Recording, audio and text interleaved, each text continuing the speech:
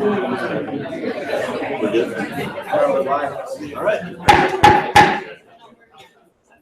Howdy, Senate. We are live. Welcome to the final meeting of the Student Senate of the 69th session.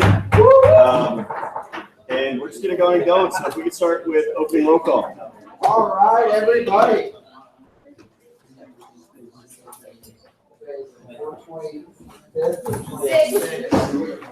Cool. All right. SVP Wimberly. Chief Justice James. Howdy. Speaker Hood. Howdy. Myself. Chair Rosine. Chair Broach. Howdy. Chair Abdullah. Howdy. Chair Day. Howdy. Chair Clark. Howdy. Chair Turpin. Howdy. Chair Wilson. Chair Wilson. Cool. Senator Arden. Senator Arden. Cool. Senator Black. Howdy. Senator Foster. Senator Foster. Senator Brennemeyer. Senator Brennemeyer.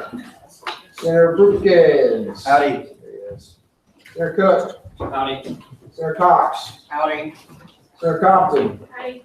Senator Cruz. Howdy. Senator Ferguson. Senator Gimbel. Senator Golke. Howdy. Senator Hernandez. Senator Hernandez. Senator Lavinka. Howdy. Senator Wong. Howdy. Senator Johnson. Howdy. Senator King. Senator Crow. Howdy. Senator Krumholz. Senator Lander.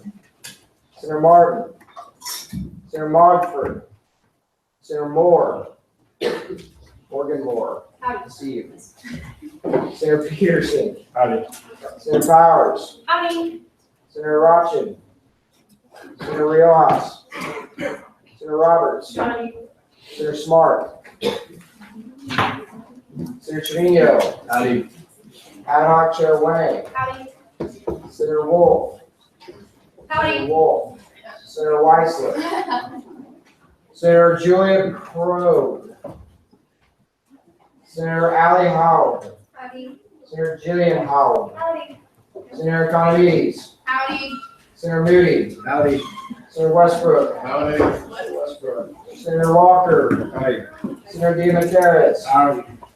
Senator Ramirez. Howdy. Senator Moore. Jordan Moore.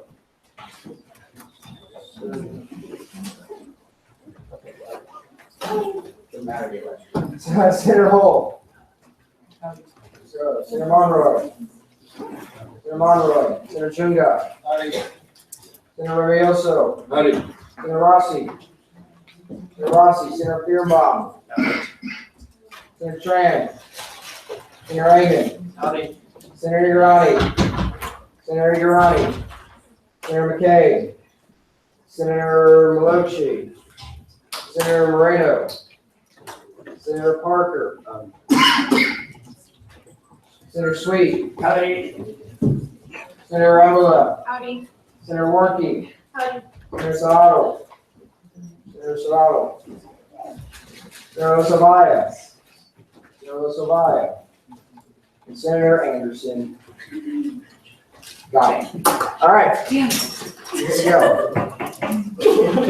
Out of order. I'll have y'all know, because this is the last meeting, I'm really trying to get someone called out of order 3 times. So I haven't done it the entire year.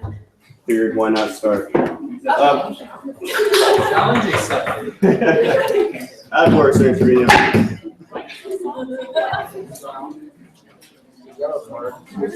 Sorry. Yeah. All right, please stay in order, though. In all seriousness, we're trying to get this meeting as quickly as possible out of respect for the 70th session. So, we'll now move into a period of invocation and pledges of allegiance. I'm actually going to be leading that today. Everyone's okay with that. So.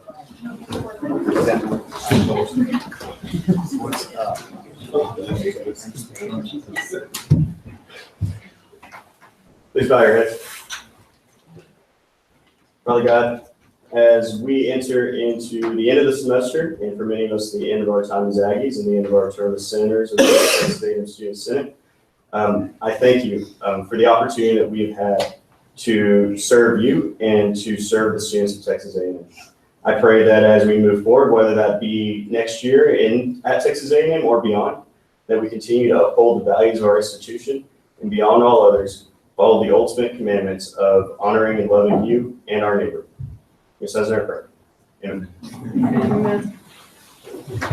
I pledge allegiance to the flag of the United States of America and to the republic for which it stands, one nation, under God, indivisible, with liberty and justice for all.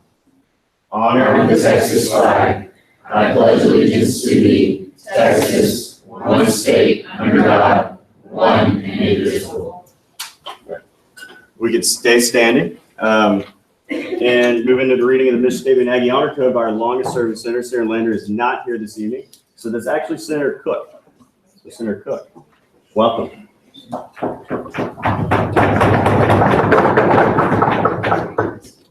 Texas A&M University Student Senate represents all students in order to enhance the Texas A&M experience within our university and communities through research, legislation, and advocacy in accordance with our core values of our institution. Aggie does not lie, cheat, or steal, or tolerate those who do. Thank you, Senator Cook. We'll now move into a singing of the spirit of Aggieland.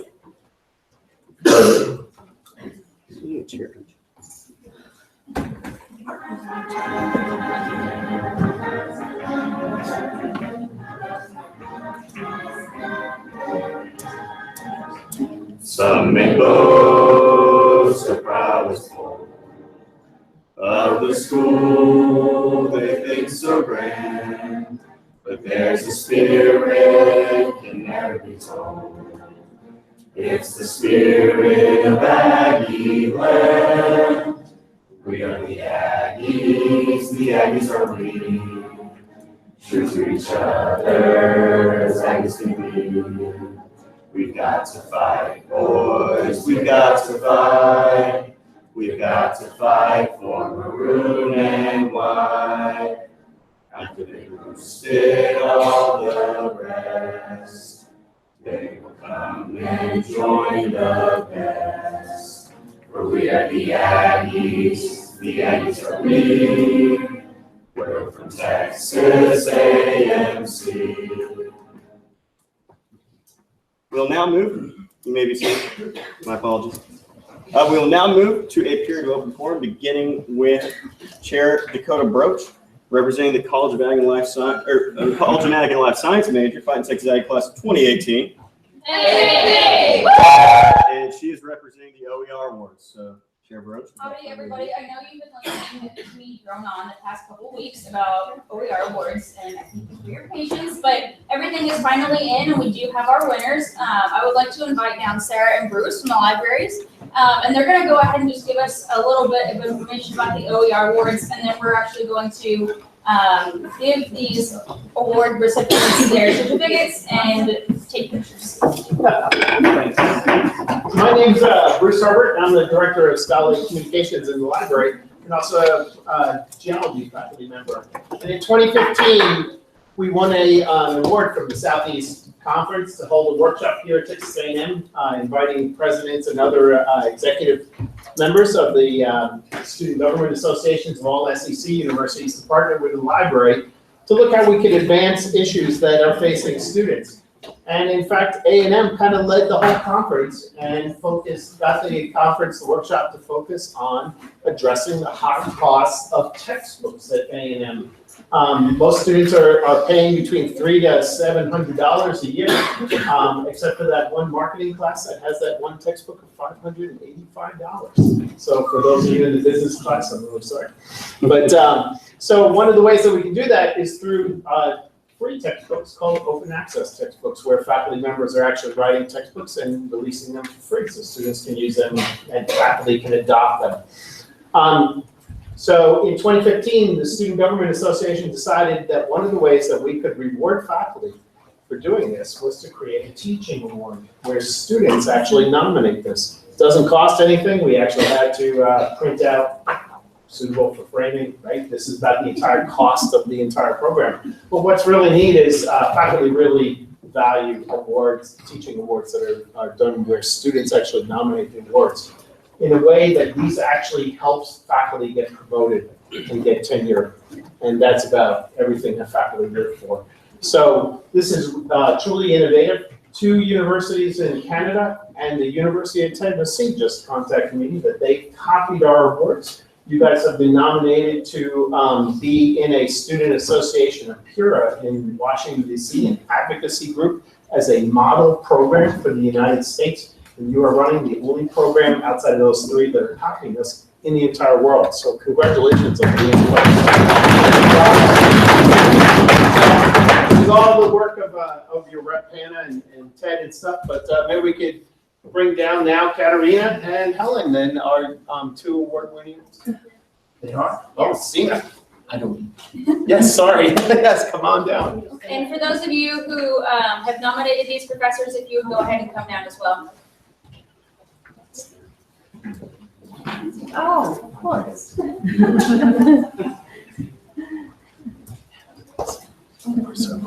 Thank you. I actually haven't met him yet. Yeah, I'm on top of it. Thanks so much.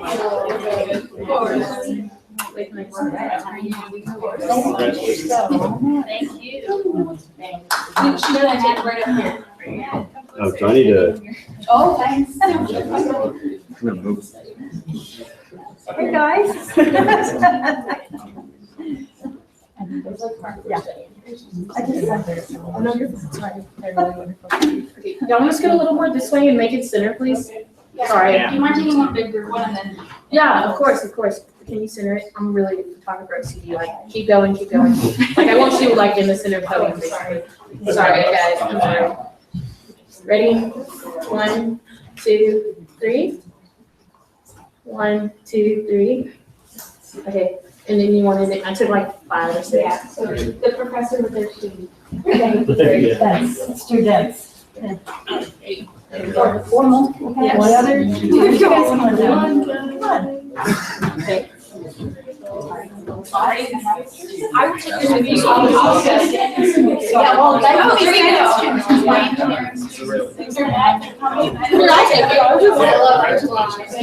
Ready? You do a long one. You're welcome. Stay ready? 1, 2, 3. 1, 2, 3. There you go. And then, of course, let's get your photo too. Yeah. Thank you. Thank you.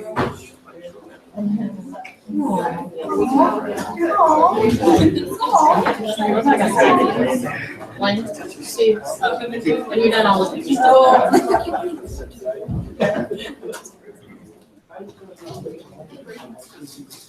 Are y'all ready? Everybody hits an A.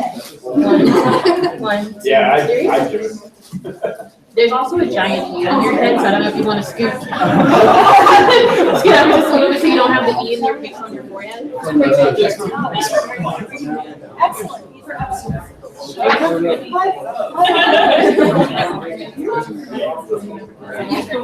Congratulations.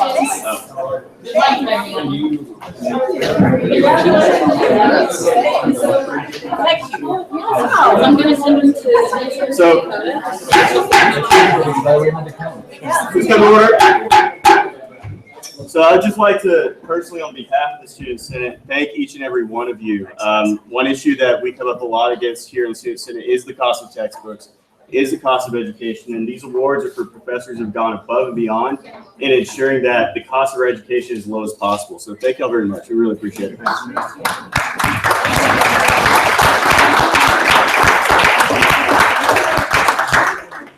We'll now move to a Mr. Clark Finney. Some of you might have heard of him. A few of you have seen him.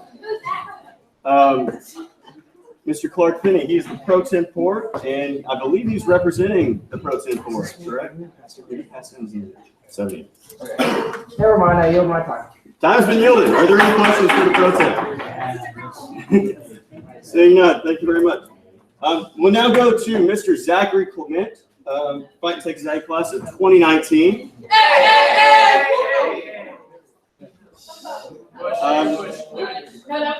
Stay in order, please. Mr. Clement.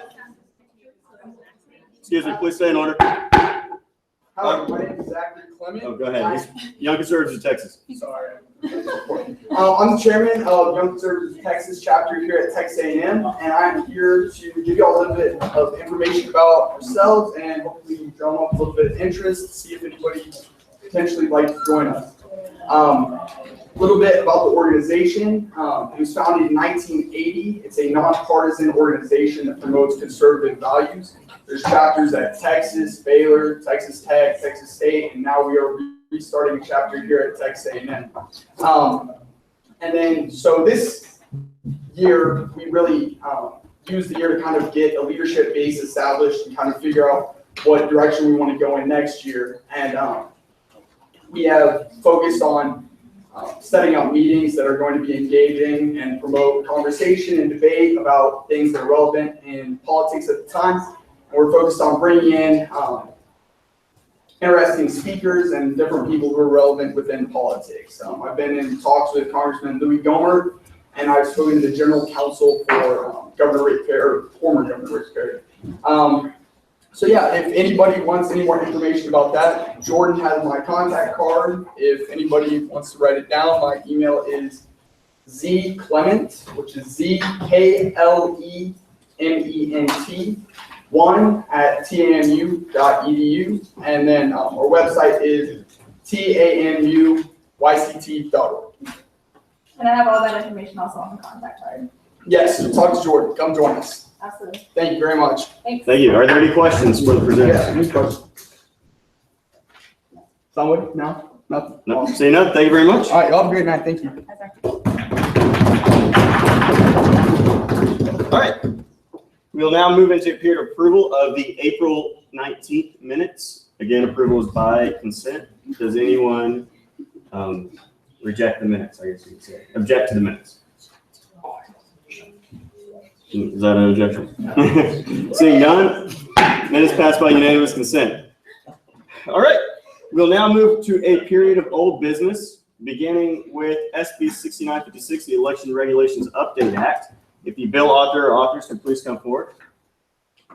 You have 10 minutes starting out. About making time, Cameron. Out of order, Chair Brooks. Howdy, can one of y'all grab? Yeah, thank you. So we made our changes in committee. I wasn't here to get to hear all the debates on it last time, but everybody informed me in my committee. If we can go down to the part about what you can wear. Howdy, Commissioner. I thought it snuck up on me. I'll find it real quick. What's up? Your time started. Yeah. Start talking about the, So all the changes that have been made in committee were things that were discussed last week. And so we changed we specified the wording on the clothing and polos, specifically make sure that it does not apply or affect the Corps of Cadets. And we also, okay. what was the other thing? That was it, because we made sure that the impeachment. Oh, impeachment's still in there, It's yes. still in there because y'all That's what- voted to add that back, so I wasn't gonna take it right back out. But yeah, this is the highlighted version, is the new wording that, was added. Which, I mean, I don't know if y'all read it, looking at it, it says this regulation shall not pertain to cadet uniforms worn as determined by the Corps of Cadets leadership. And so that means if you're in the Corps of Cadets and you're campaigning to be a Corps Cadet senator, then it's fine if you wear your Corps Cadet daily. Daily dress, whatever Corps leadership decides, they're allowed to wear it. And basically what our committee decided was that we should have it as an all or nothing thing. Everybody should be included. This should pertain to every individual running under these elections, and we shouldn't have any exceptions, say like Corps uniforms. But this either needs to be in there or it doesn't at all. There shouldn't be any exceptions. And that was my committee and everybody within, they came and talked to it, we're fine with everyone being regulated. Other than that, we didn't make any changes from last time. It's just updating wording here and there. And so I just want to emphasize, we're putting up these election regulations now so that the new commissioner in September will have fresh election regulations to start with. We just want to make sure that they can have a new set that's been tweaked from the last year so that they don't have to deal with these problems in the fall. And so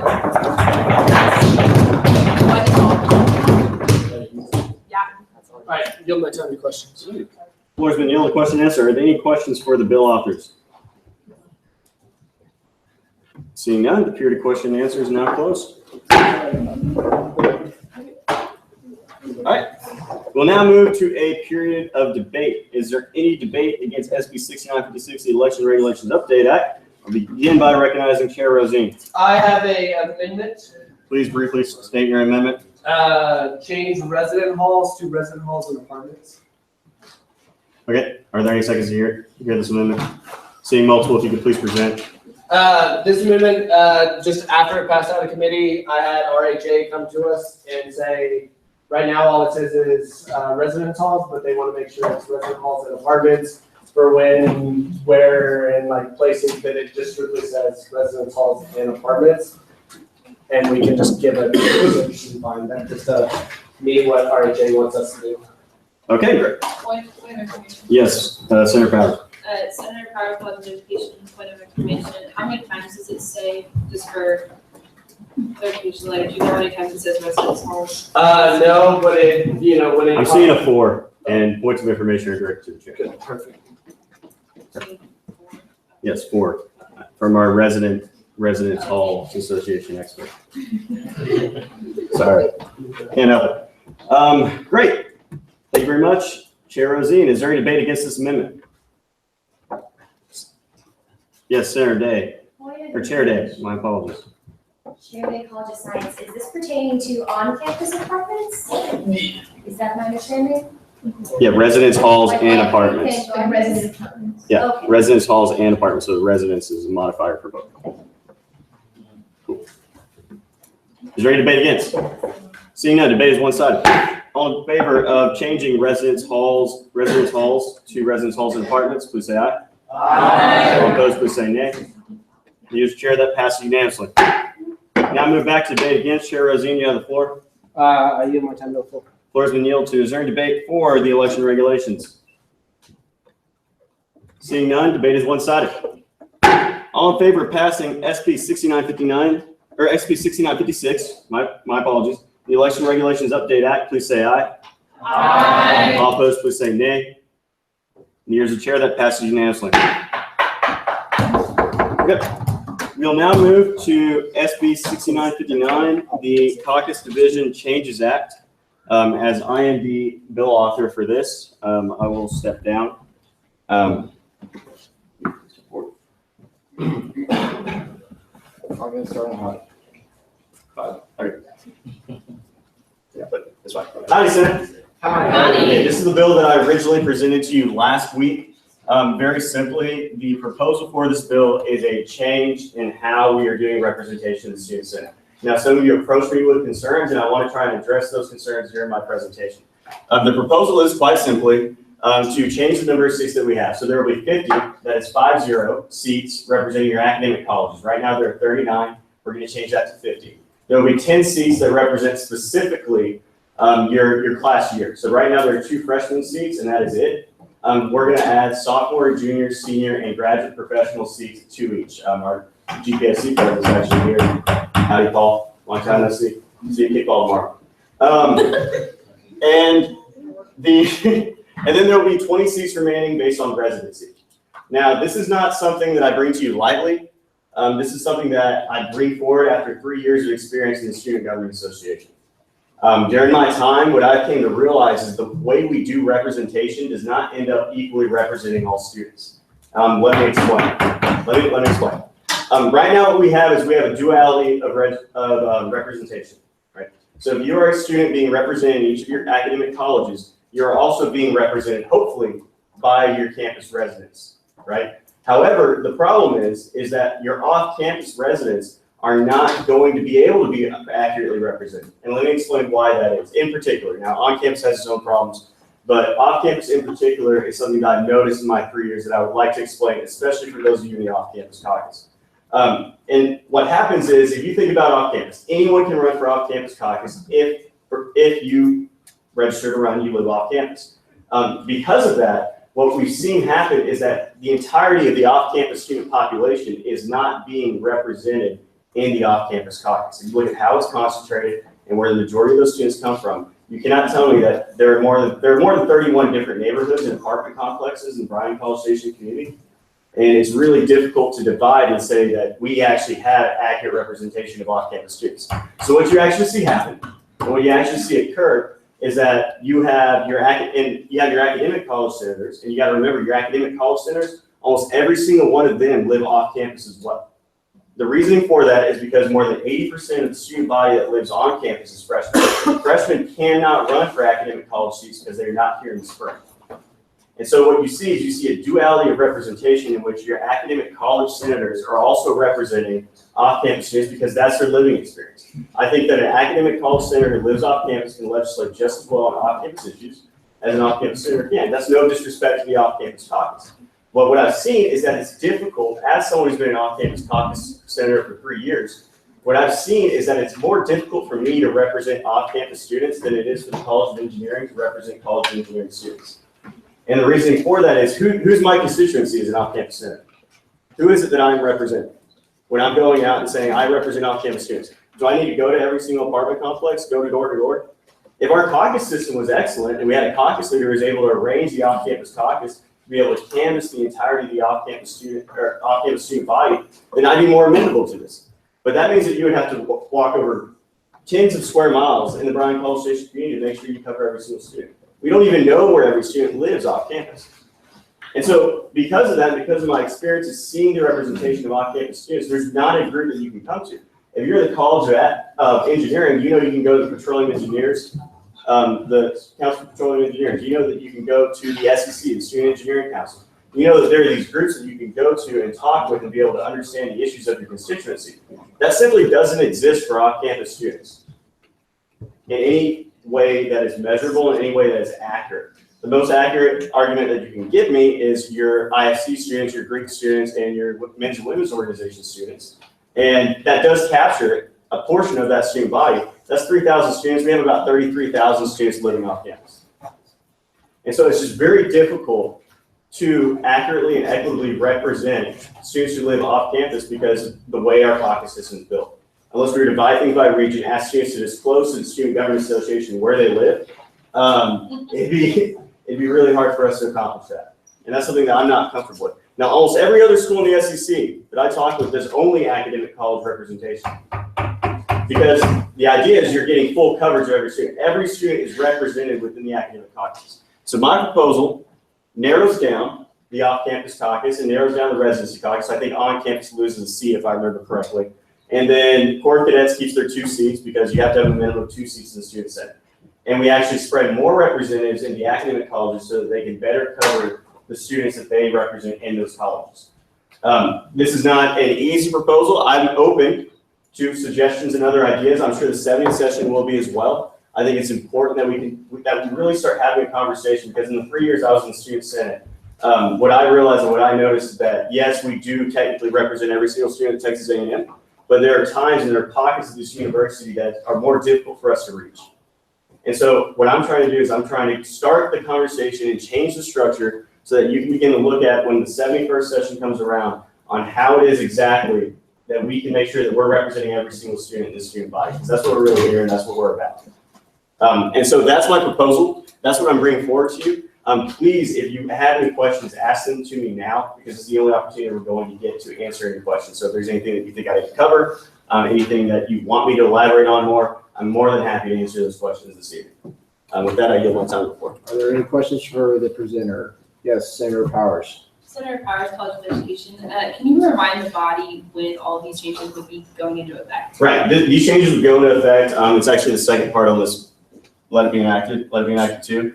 That the above change representation be effective in the 71st session of the Student Senate with the first election under these rules being in the spring 2018 elections. So. Senator Smart. Senator Smart, College of Youth Science.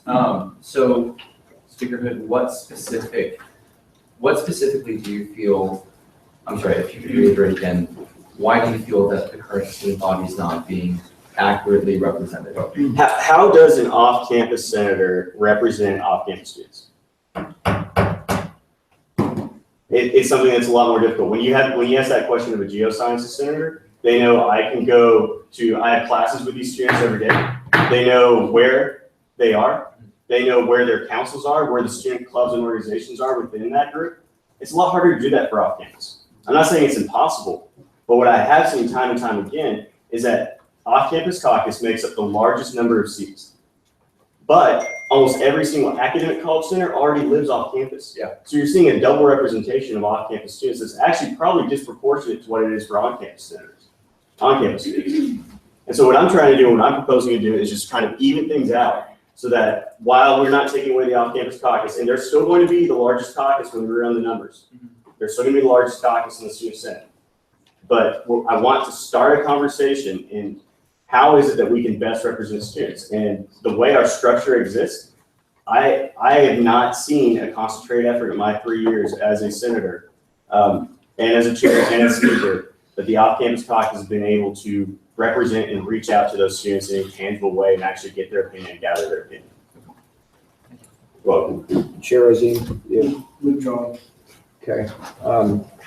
So, Mr. Sarah, Your argument makes really good sense. Why don't you just amend to get rid of the off-campus and on-campus entirely? That would make more sense. I mean, it's a drastic move. Right. I think my hesitation was it is a drastic move. And I think that I based on my logic and what I'm presenting, yeah, I think that we should move to a representation wholly based on academic. If we want to make an amendment and move our representation wholly to academic, that'd be something that I would support.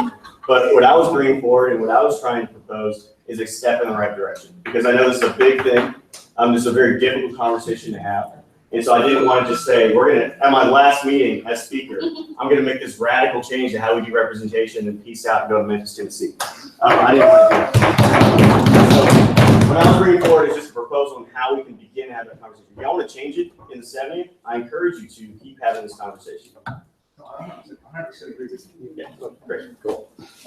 Chair Rosine. Chair Rosine, with the regulations, how would you see the graduate student and professional students being elected or appointed? The same way any other senator is elected based on my proposition. Right now, there's been I guess for lack of a better term, there's been a chasm between the General Student Government Association and the graduate professional students. And we've had a really great relationship this year. And it's been positive because we've been able to work together on policies that affect all our students. 1/6 of our student body is graduate professional students. If you look in the student senate right now, I believe I'm the only graduate student here. And I'm a 5-year student. And so there's not we claim to represent every single student and every single group in the university, but the way our representation looks right now, that's simply not the case. And so by creating 2 graduate students, what you do is you create an avenue between the graduate student body and this SGA. Even if they don't like 95% of the things that they're doing, they have the opportunity to express in this room they don't like 95% of the things that we're doing. And if they do like things, or they want to make sure that the Graduate Professional Student Council knows what's happening, and the graduate constituents know what's happening, they're able to take what they hear in this room and actually bring to the graduate professional students. So that's why I propose to do graduate professional students. I think that they're very active in the GPSC. And I don't see why they would be any less active in the student senate. In fact, our speaker 3 terms ago was also a graduate student. Any more questions for the speaker? Seeing none, we'll go into a period of debate against. Is there anybody wanting to debate? Seeing debate one-sided, we will go into a period of voting. What? Oh, okay. Senator Hull.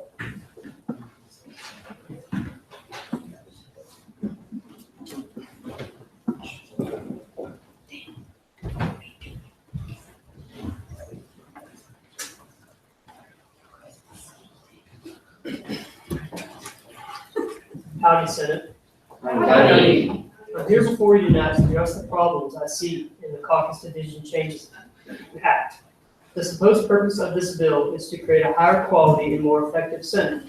However, in my opinion, it does just the opposite. This bill proposes that we take away 16 of the off-campus caucus seats and distribute them amongst various other academic and class-specific caucuses. With over 40,000 students living off-campus, the off-campus caucus not only needs every one of these 31 seats currently allotted to us, but we also, with the majority of students falling under our caucus, are entitled to it. I believe any reduction in the amount of seats allocated to the off-campus caucus would diminish our caucus's ability to effectively represent over 40,000 students.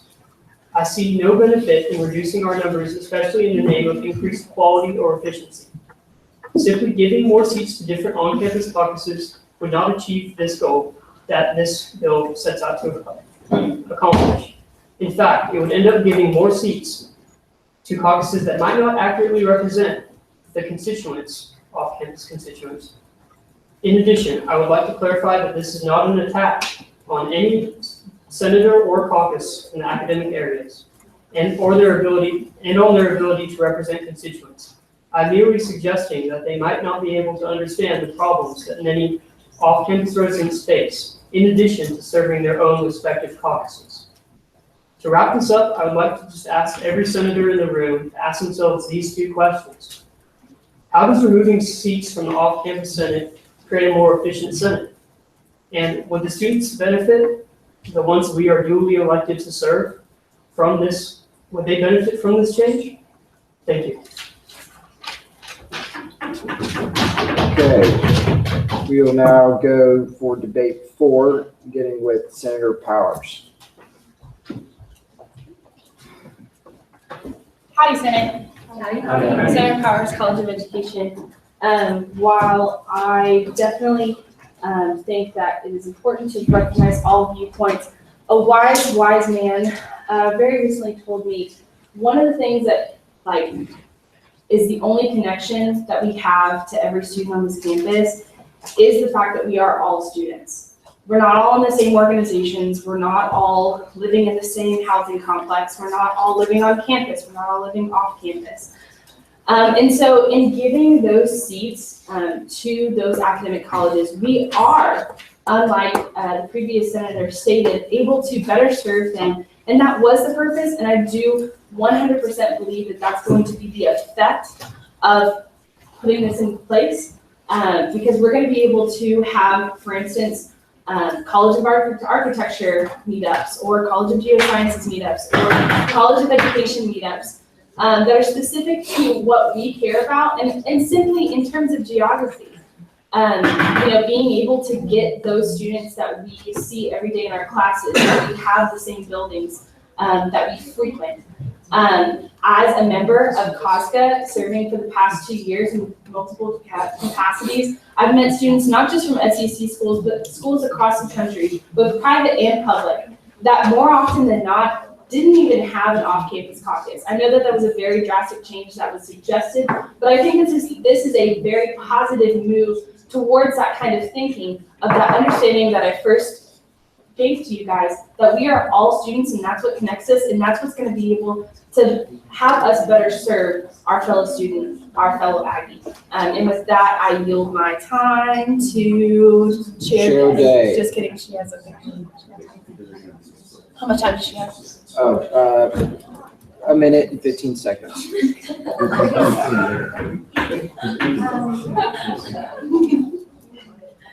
Chair Day, College of Science. While I understand the points previous Senator made against me, I know there's a lot of us in here who ran for seats that were in academic caucuses like me, but I've lived off campus for the last 2.5 years. And I don't think being elected as part of my academic college in any way negates my ability to speak for students who are off campus. Whenever they come here and present transportation changes for buses or whatever, they're going to change my bus route a bit. I was the first one to say, hey, there's a lot of students in this area. Are you sure it's going to service them? And I don't think changing to a purely academic distribution is going to drastically change the number of students in Senate who are on and off campus. And with that, I yield to the floor. Okay, that was debate 4. Is there any debate against? Okay, Senator Crowe. 5 minutes. All right. I think.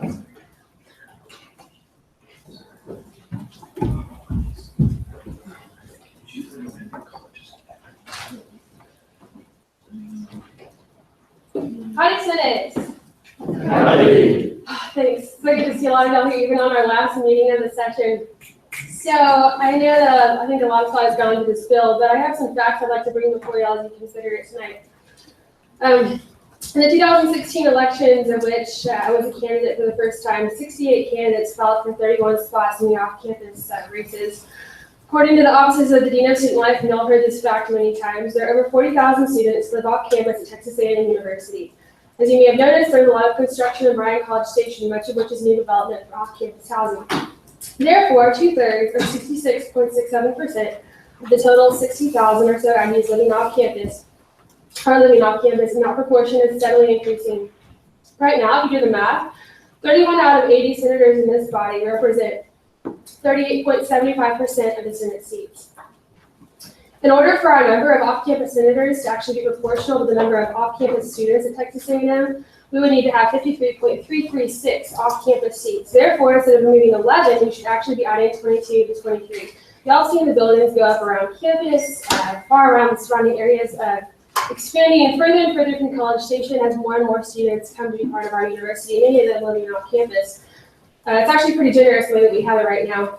Besides the facts that are up here, I'd like to kind of remind y'all of, I think, a lot of the reasons why many of us ran for off-campus, and that was a broad understanding of what it means to be an Aggie from all different walks. I know that I made a decision to be here after holding 17 leadership positions in 7 organizations, and that was only possible as an off-campus student, being able to see all the different stories, all the different walks of life. And I would argue that the caucus that we are representing gives that position, that experience very uniquely. I know each of you have your own stories, but if we were going to reapportion these seats, I think it would actually be the students that we represent in favor. And so I just ask you to consider that tonight. Thank you. And I yield my time to the floor. Excellent. We will now go to a period of debate 4, starting with Speaker Hood. Howdy, Senate. Want to clear up a really quick misconception. The number of seats that is representative is if we were doing a purely by population, and that's how we were to do it. So all 80 seats was based on where you lived, and the previous speaker's words would be correct. But how we do it is we do 39, 39, and 2. So it's 2 are freshman seats because freshmen don't get to vote. The 39 are based on academic college, and 39 are based on your living. 2 of those are Corps of Cadets. And when you split it across your living where you are, you divide those other 37 seats across based on where you live. That's why there are 31 seats for off campus. It's not because we're trying to chip in, it's because we have the same representation split 2 different ways. And that's the point that I'm trying to make, right? Is that right now what we're seeing is that if I were to ask you to raise your hands and say how many of you guys actually live on campus, you would see freshman hands. Statistically, you would see freshman hands, and statistically, you would see your on-campus centers. So actually, I could almost argue that there are a whole proportion of the student body that aren't being represented right now, because I could almost argue that the off-campus center is that students who live off-campus or centers actually disproportionately represent the off-campus students. Based on the numbers that are presented right there, if it's supposed to be 51, there's far more than 51 people who are centers right now that represent off-campus, that are from off-campus. That's really what I wanted to do. I just want to clear up a couple of misconceptions that were presented and just make sure that you understand, and based on my previous experience and what I've seen and what I understand to be the rules. So with that, I yield to Senator Powers. Senator Powers, Public Education. I just want to echo what the previous speaker was saying and go back to that question again. In the spirit of asking questions, do these students who are being represented currently by off-campus college, the off-campus caucus, do they not take classes? Are they not enrolled in a specific college? Are they not members of that specific college that they may be also proud of, just as of the many leadership positions they may hold in organizations that may not have to deal with that specific college? However, again, echoing the logic and the quote-unquote math or statistics of it all, we do have, actually, point of personal privilege. Am I allowed to do that during? Yes. Okay, point of personal privilege, Senator Powers, College of Education. Can I ask the senators who live off campus to please raise their hand? Off campus. Okay, thank you. And can I ask the senators who live on campus to please raise their hands? Okay, thank you. I yield my time to the floor. Okay, seeing that debate 4 is now over, we will go back to debate against with Senator Crowe.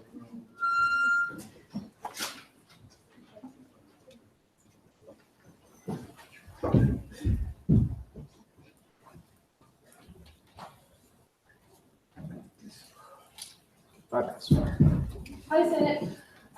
So here I am again. I'd just like to bring up one of the subtle undertones that I think I've been able to observe having been in this body for approximately a year now.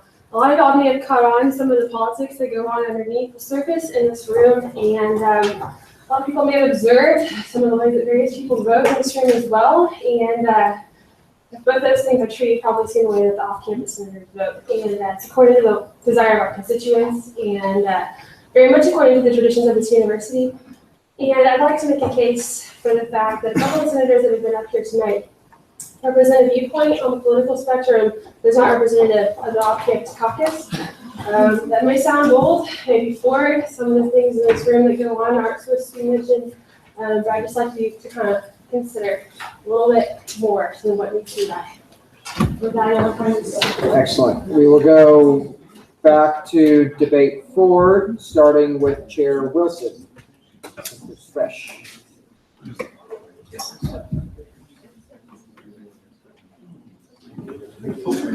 Chair Wilson,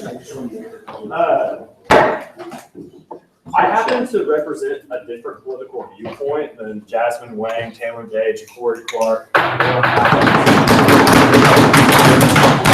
While we do agree on some things, we disagree on other things. And I am also an off-campus senator, and I don't have to make my decisions personally based off of the things that we disagree on. And I'm willing to look past that and look at what the majority of this body thinks is a good idea and not deliberately try to undermine that because I represent a different political spectrum. Who do you talk to? Ferguson. Sarah Ferguson, College of Geosciences. I think this debate has moved so far from the original intent.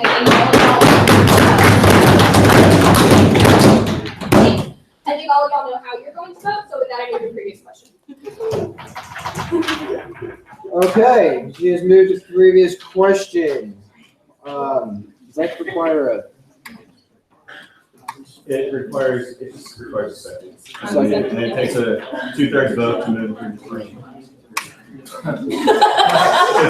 Okay, well, since we have a second, all in favor of moving to previous questions, say aye. Aye. All opposed? Excellent. So with that being said, we will now move into a period of voting. All in favor of passing Bill 69XX, caucus division changes constitutions? Yes, Senator Crowe. Senator Craig, off-campus caucus resolution. Yes, what is your motion? The motion is to kill the main motion. What? The motion is to kill the main motion and take the majority vote. I don't know what to do with that. So.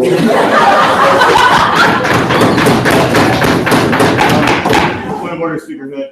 A motion to kill the main motion is debatable, and it's a majority vote. It has to do with the motion on the floor. Right now, the motion on the floor is to vote.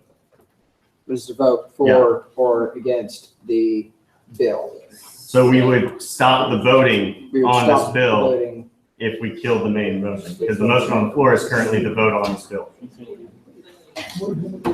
So we would go back to debate. We go back to debate. So does that require a majority vote to do? Yes. Yes, Senator Evans. Sorry, Senator Westbrook. We're voting on a motion. Does that mean the voting on a motion also becomes another main motion or amendment? It's voting on the motion, it's not a motion itself. But I may be wrong. I believe that you are right. And so we will go to voting, or we will vote for the, whatever she's saying, and that will take us back to debate. Was there a second for Ms. Krog's motion, Bill? There was a second? Excellent. Then I'll go voting for Ms. Krog's motion. All in favor of approving the motion to go back to debate, say aye. All opposed? Nay. In the ears of the chair, that passes or fails. So that being said, we will now go into a period of voting for the bill. All in favor of approving caucus division changes Constitution bill, say aye. Aye. All opposed? Division. Division.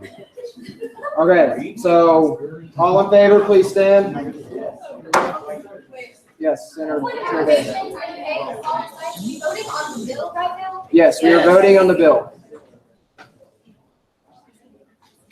Yeah, if you approve of the bill, stand up. If you do not, sit down.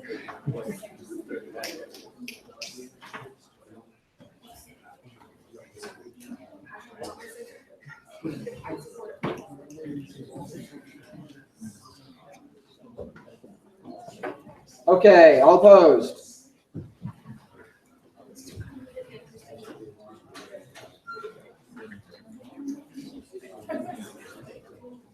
Okay, so it requires two-thirds. Well, easy. From a margin of 32 to 7, that bill passes. All right, we'll now move to SB 6957, Caucus Appropriations Act. If the bill author or authors could please come forward. Okay, this is the bill that we have to do every year. It hasn't been done in the last couple. It looks at all the percentages based off the previous numbers, or like what we didn't just pass. And it appropriates the seats this way. Right now, the only two changes that will happen is College of Science will lose 1 seat, and College of Engineering will gain 1 seat based off the new numbers. So, but I have a suspicion that now that we've changed the way they're done in the Constitution, there's probably going to be an amendment with the new numbers to fit the way the previous bill wanted it to be, where it would be the numbers based off of 50 college caucus seats, 20 resident seats, and 10 class year seats. So it's probably going to get changed pretty soon. But I'm open to questions. All right, period question and answer has now been opened. We'll begin with Senator Wilson. Chair Wilson. Or Chair Wilson, my apologies. So these changes are within the 39 Yeah, this seats is that are allocated towards college. Yeah, this is with the 39 seats, the 39 resident seats, and the 2. So you're just shifting around the college numbers inside of one portion of the Senate. And like, yeah, because those are the only ones that actually change due to percentages. Like when you put up the numbers and all that. All right, thanks. My beloved caucus lost the seat. Are there any other questions for Chair Rosine? Seeing none, period question answer now closed. Or yeah, Pro Secretary can answer them as well. All right, we'll now move to a period of debate, beginning with debate against. If you got it, you got it. All right, okay, so I have been requested that there would be an amendment to change the 39 and college representatives to 50. And then that would make College of Ag and Life Sciences 6 seats, architecture would stay at 2, Mays would go, I have the numbers here, I'll put them up for people to see rather than read them all out, following these numbers. And then going down, it would add in 4 more class year seats, so 2 for sophomore, 2 for. No, it'd be 6 or 8 more. 4, well, I was meaning 4 more, Oh, yeah. or 2 for each class years, since we only have freshmen now. And then the appropriation due to on here for housing as well, limiting it to 20 instead of the 39. I need a second. You got a second. Perfect. So that's the amendment, I suppose. Kind of did that backwards, but oh well. Okay. Thank you for presenting. Are there any questions on the amendment, or not any questions? There's a second here amendment. Already see a second. We'll now move to your period of debate. Is there any debate against this amendment? To be clear, what this amendment is doing is it's simply realigning the allocation numbers to match what our code, to make sure that it's equitable. So the 50 seats are spread out equitably across the 50, or across the students who represent the academic colleges. The 20 seats are equitable across the living. And then there's the 10 additional seats based on your class year. So that's all that this is doing, is straightening that out. Is there any debate against?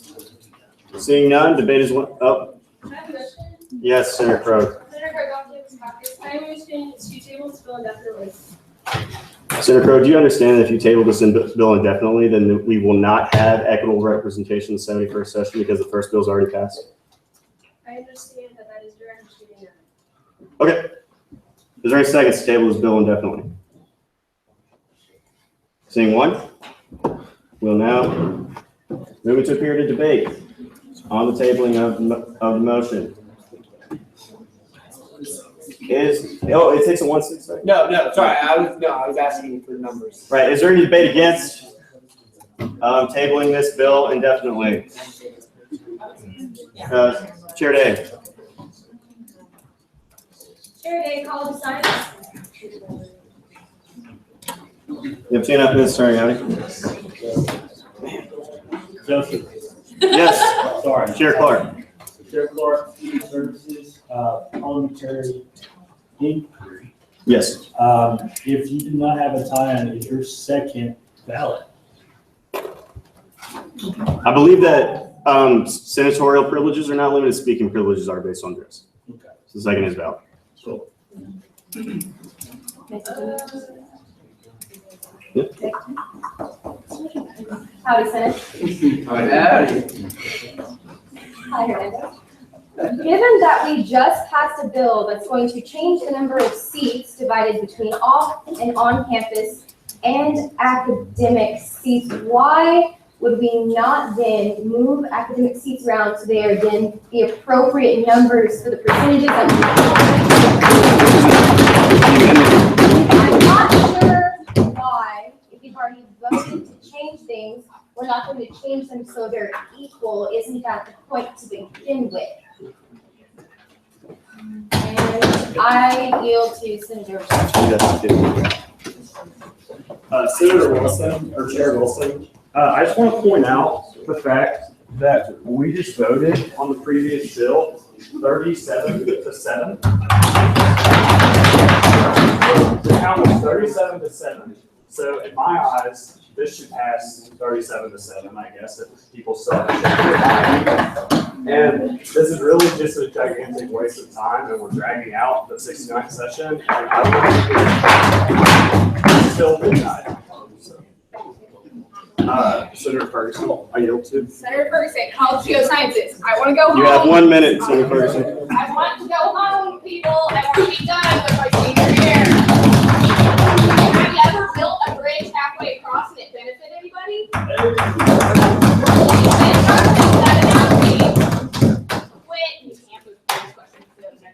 But just quit. Just stop. Stop it. Are you okay? Motion yield to, will now move to debate for tabling the bill. Is there a debate for tabling the bill? Seeing none, debate is one side. We'll move it to period voting. All in favor of tabling this bill, please say aye. All opposed, please say nay. Nay. In the ears of the chair, that fails. We'll now move back to, we were on voting on the bill, correct? Yes. We'll now move back to period voting on the bill. All in favor of passing SB 6957, the Caucus Appropriation Act, as amended? Point of Yes. personal privilege. Yes. Can we hold to get the numbers so it we know Absolutely. know it looks correct? Yeah.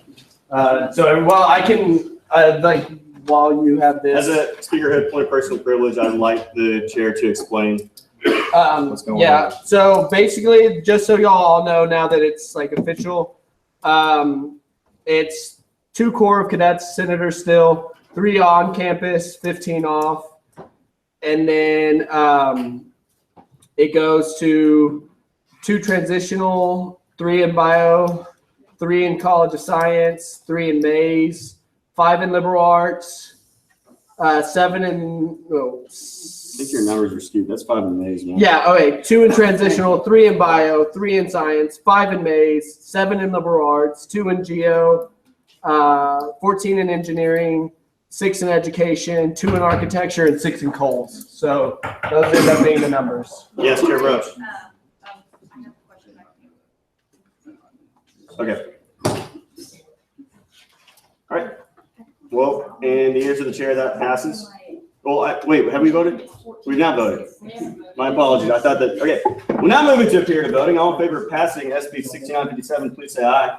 Aye. All opposed, please say nay. In the ears of the chair, that passes. We'll now move to a period of open session. Is there any business for open session? Seeing none, the period of open session is now closed. We now move into a period of committee reports, beginning with Chair Wilson. Chair Wilson, I have nothing for the 70th. All right, great. Chair Abdullah.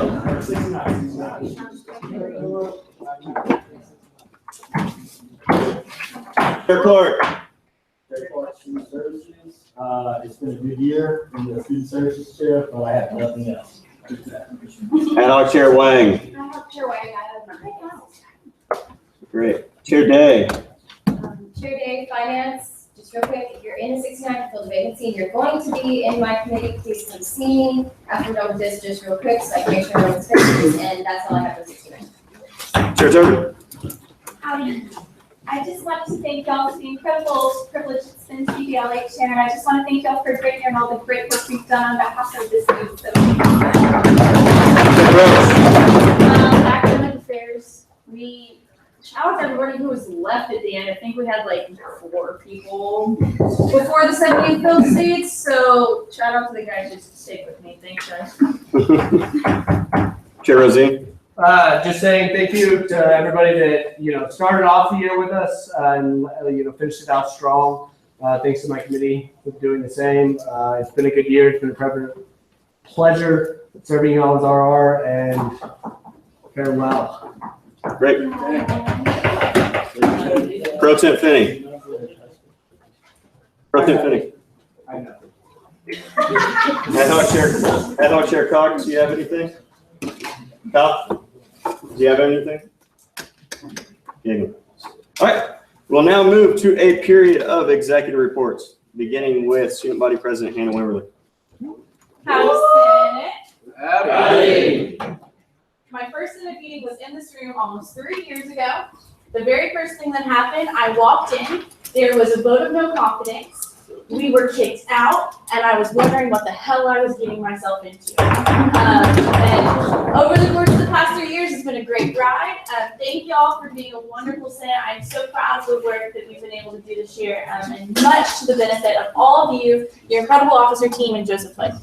You've been one of the most incredible leaders I've ever worked with. I admire your passion and how you stand up for what you believe in no matter what.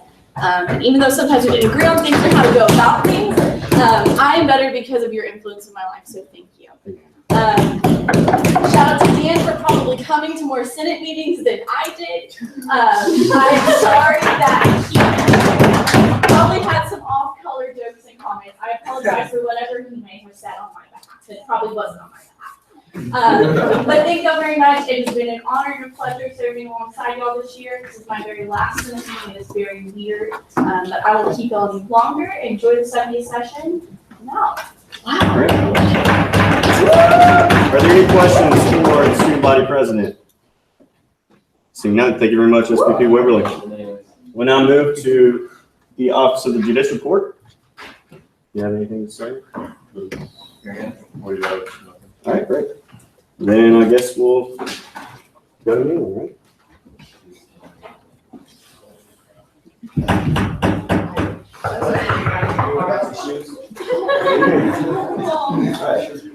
All right. Well, howdy, Senate. Howdy. So I had the hardest time writing this executive report. Which is strange because most of you know I'm usually a guy that isn't short on words. I like to talk a lot. I'm sure that y'all appreciate some of these executive reports that I've given. I apologize for nothing. And I probably overstayed my welcome on more than one speech. But I couldn't write this executive report. And I think that's because whenever I procrastinate on things, I'm doing something that I don't want to do. And having to say goodbye to our university and the Student Senate is something that I don't want to do. I had this speech written, it was crap, honestly, because I wasn't speaking from the heart. And I'm just gonna share a couple things with y'all. First of all, I wanna thank each and every student that has approached me throughout the years with his or her concerns and fears. Your vulnerability and willingness to share your struggle with a stranger has left a lasting impression on me that has changed my worldview and led me to better understand people of all backgrounds and beliefs. There's one common thread at this university, and that's the fact that we're all Aggies. I would like to also, before I go any further, thank God. I did not want to be at A&M, and he dragged me here kicking and screaming. And it's been the biggest blessing in my life. And I don't know where I would be. I don't know where I would be without my father. I don't know where I would be without the Holy Spirit. And I don't know where I would be without my Lord and Savior, Jesus Christ. And I just need to say that. Thank you, Kenneth Johnson, for your sarcastic advice. Amy Boyd, she's not here, but for your heart, for the students you advise, and invaluable ability to listen. And Caitlin Cavazos for choosing to advise a group of highly opinionated college students. And for your enthusiasm that you injected in the Senate in this year. I really appreciate it.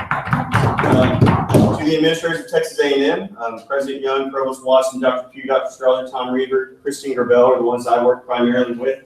It was a privilege to work with each of you to find ways that we can improve the Aggie experience, even when we disagree. There's no doubt that we all care about our students and want nothing but the best for them. SGA would not be SGA without the executive cabinet led by SVP Wimberly, who has left the room. She had a date, so she was upset that y'all were keeping things going. And EVP Rosenfield, who took and the executive cabinet guys, they took our proposals and breathed life into them every day. We would be the most ineffective Senate body if there's no one to enact what we were praying for. So I'm very thankful for all the work the executive cabinet did. Landon, you're here, so I guess on behalf of the entire executive cabinet, thank you. But also, that's my cousin, and that's just someone I care a lot about. Thank you for everything you've been. There are many student leaders not in SGA who have also had a profound effect on student life, and many of whom I'm blessed to call my friend. They don't get the recognition they deserve, and I want to thank Brian O'Hare, MSC President, Cecile Soria, who's the Corps Commander, Brian McBride, RSA President, Altaeli, my fellow kickballer and GPSC President, Chris Wilder, Claire Wimberly, and Miles Garrett. Miles mainly, but that guy racked up a lot of sacks in my time at A&M, and he made his last season of football bearable, so I'm very thankful. Everyone has their mentors in SGA, and I encourage those of you who don't have them to find them. Mine were giants like Fernando Sosa, Hannah Weger, good friend of mine, Britton Cooper. They're not here, but I think it'd be remiss if I didn't acknowledge the effect and what they've had on my life. And Lord Powers, Senate would not have ran without you this year. Two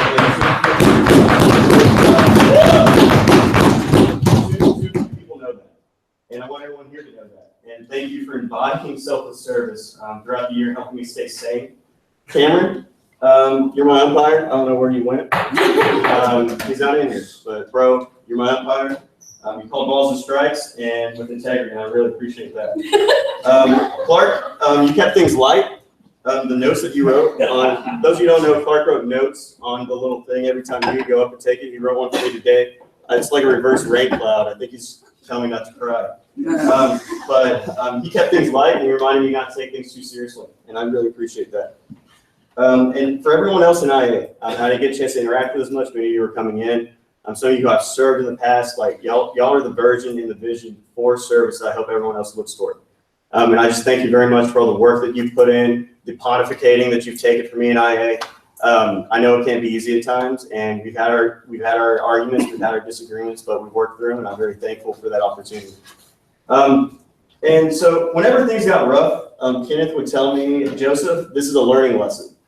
And it really ticked me off. It really frustrated me, and it took me a while to really realize that he was right. So before I leave, I wanted to share with y'all 3 lessons that I've learned in my time as speaker, and hopefully y'all can take something away from them. I'm not sure if you will, but these are just my personal lessons. First of all, don't take yourself too seriously. I'm wearing 2 socks today. They're not matching. One is A&M, one is a George H.W. Bush sock. George H.W. Bush, because he's the man I look up to and I admire as someone who I really think is the model of a public servant. If you ever had the chance, I would love to sit down with you and talk about the man that he still is, the man that he has been for this country. A&M, because I love the school and I love this university. But I say don't take yourself too seriously because I remember a story. My sophomore year, I was on the phone with Joseph Benigno, who coincidentally I debated against when he was up for EVP because I said he'd use as a springboard to be SVP. I was right. I only got 3 votes, but I was right. And I was on the phone with Joseph Benigno because I was actually upset because the Senate had denied Hannah Wimberly's nomination for EVP. And I was so upset. I was on the phone. I was driving, which is now illegal. It was not illegal at the time. And I hit a car because I was so invested in that conversation. And there have been times where I've gotten very frustrated and very upset with people in this body because of things that they've done. But I learned lessons throughout. And if I invest myself so much emotionally into this, it's not healthy. I took up golf this semester. It was one of the best decisions I made. And I would really encourage you, don't take yourself too seriously. We make a difference here. We really do. But there are times where it's not that big of a deal. And I want you to remember that. The second piece is keep the spirit. There are a lot of students here who are concerned with how our university is changing. I would count myself as one of them. Our expansion is something that's troublesome, especially when you look across the trend in higher education. I could go on a lesson right now, but I'm not going to. And there's a concern among many that we're going to lose what makes us special and what makes us unique at Texas A&M. And us as the Senate body, us as the Student Government Association, we are the heart of keeping that. We really are. If you see things that you don't agree with that you think lessen what it means to be an Aggie. What it means to be an Aggie is we stand by our core values. What it means to be an Aggie is we go out and we stand at Silver Taps on the first Tuesday of every month when we watch. What it means to be an Aggie is you go to muster. And you say here for us students who belong here. I had the privilege of being a muster host this year, and I was just reminded with Dr. Ed Davis and the interaction with the family that I hosted, just how special the university we have. There's no other school in the world that has this, and I think it's really easy to lose sight of that because we're here.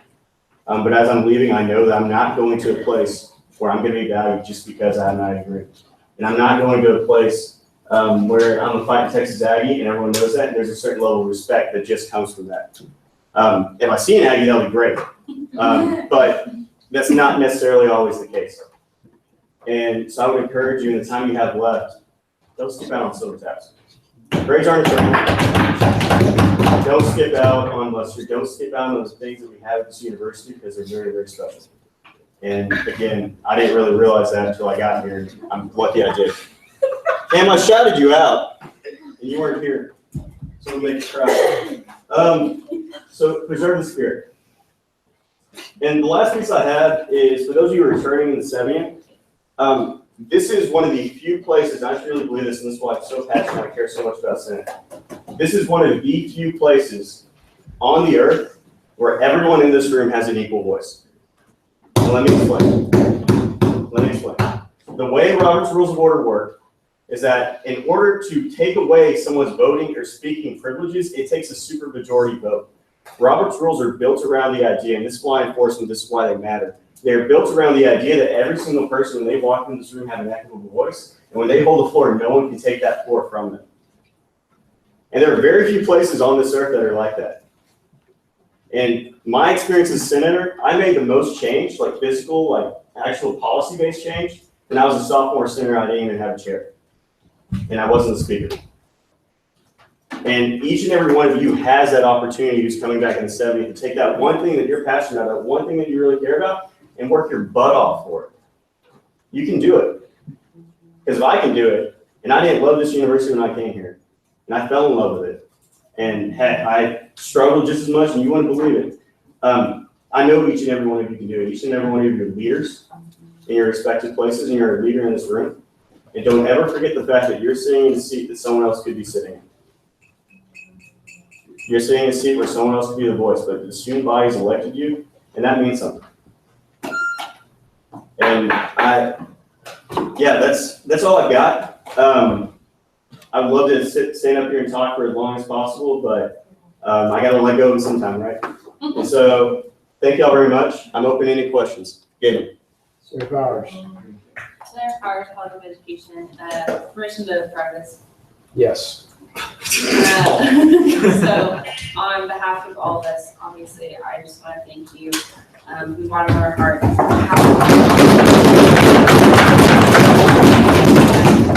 None of us know the countless amount of hours and the emotional, physical, spiritual toll that this position is taking on you, and you have been the epitome of what it means to be a leader, to be a servant leader, this entire mission. So, if you had one word to describe that you hope that the 69th session is remembered for, what would it be and why? The 69th session. Some not very nice words, but there's also some really good ones. Can you help me get back to that? If there's another question, I can answer that for you. Are there any other questions for the speaker, our fearless leader? Yes, Ally. Senator, how off campus? Do you know your plans for next year, and are you going to come visit us? Am I going to come visit you? A flight from Memphis on a teacher salary is going to be a little hard. I'm going to be in Memphis, Tennessee, teaching ESL to K-12 students. I want to come back, I do, but I need to also give you all some space. Which, by the way, I want to make this promise to you: I'm not going to step into y'all's business. It's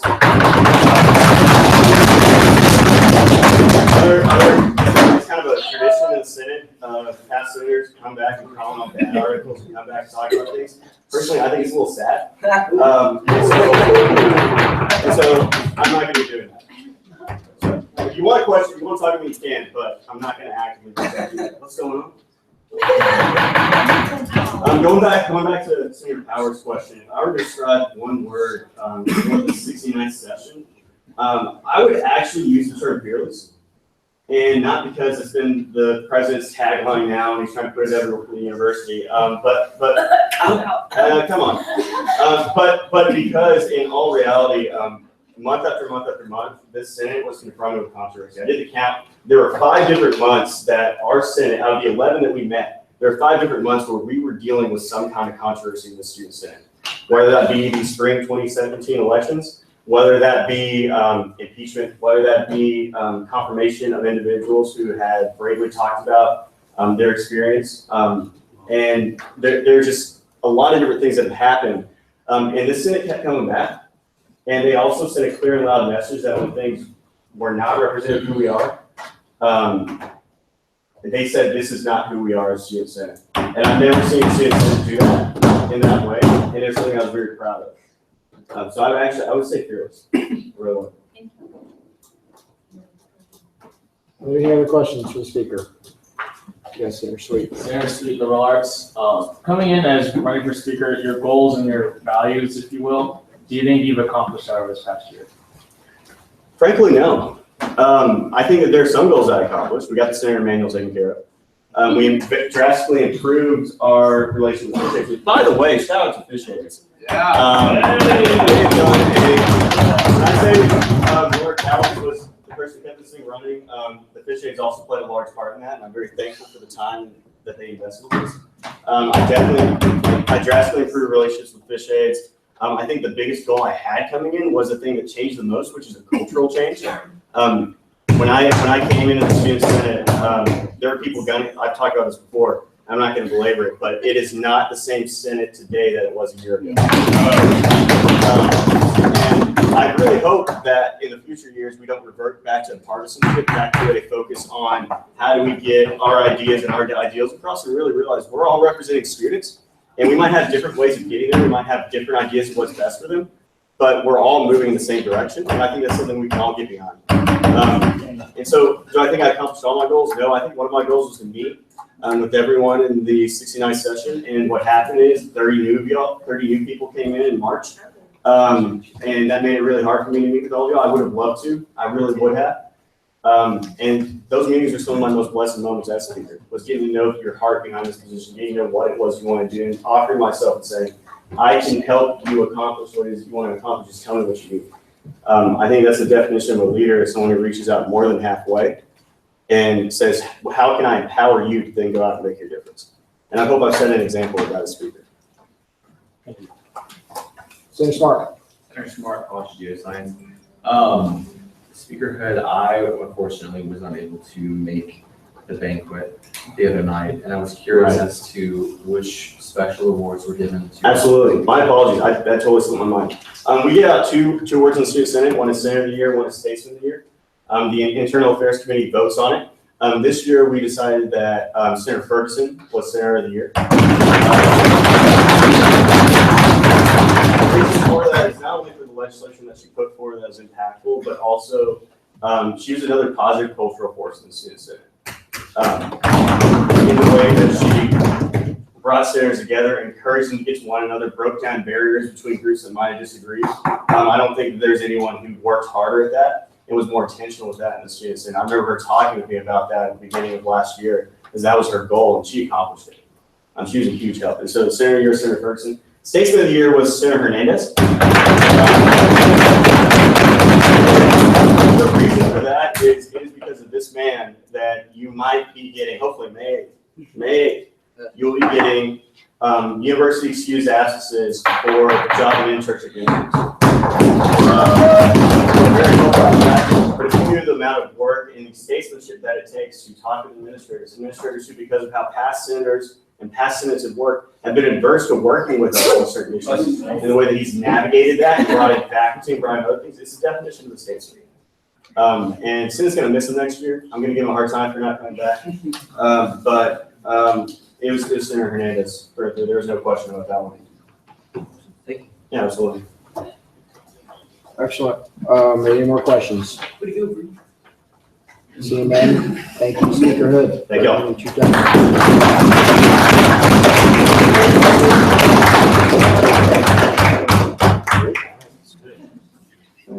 Let's close this up. All right, guys. So as you exit through the gift shop of the 69th session, if this is your last Senate meeting, look at the placard. You can keep it.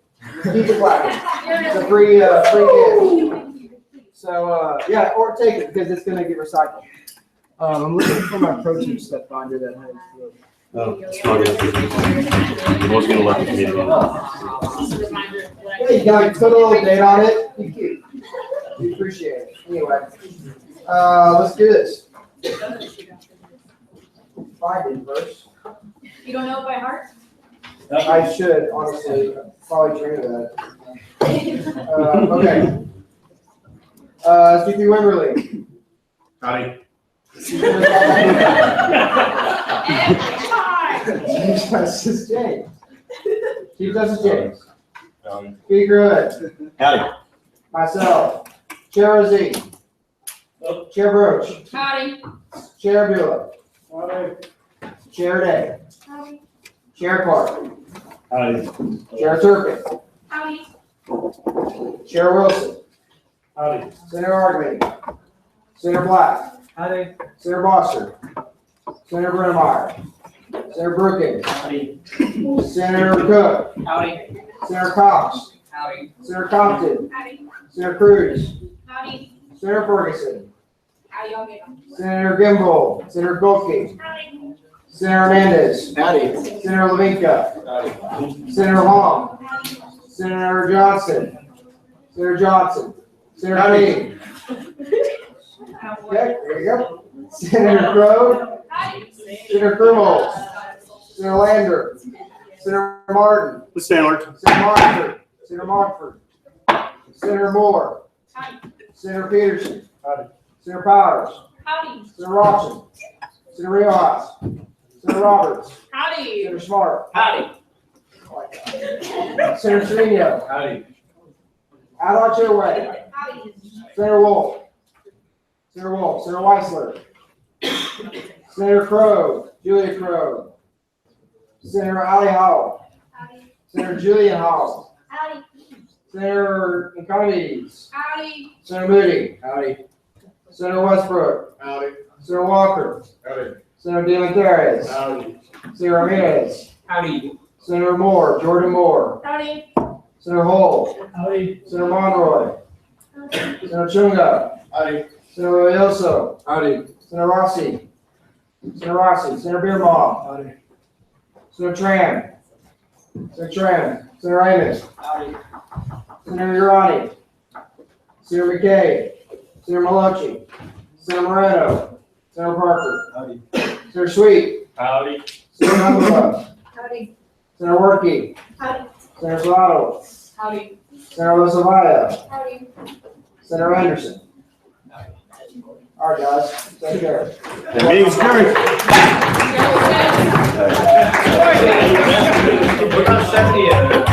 If you're in the 70th session, it's not my problem.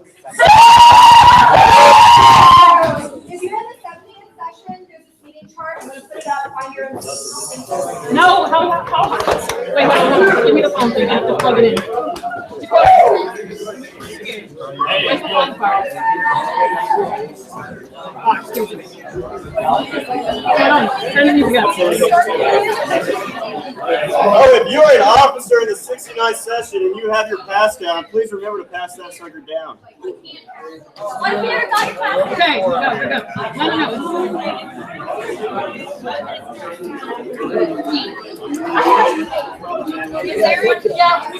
I'm looking at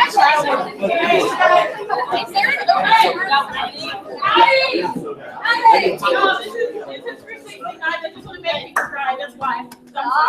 Is there an open forum? That's just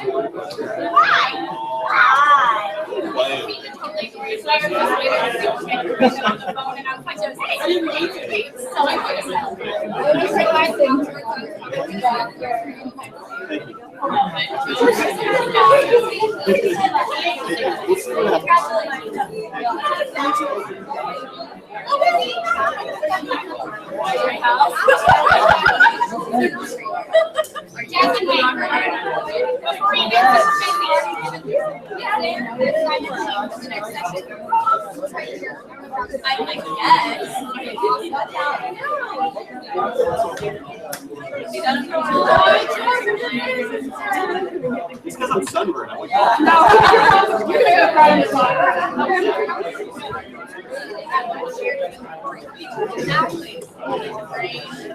has nothing to do with sign language.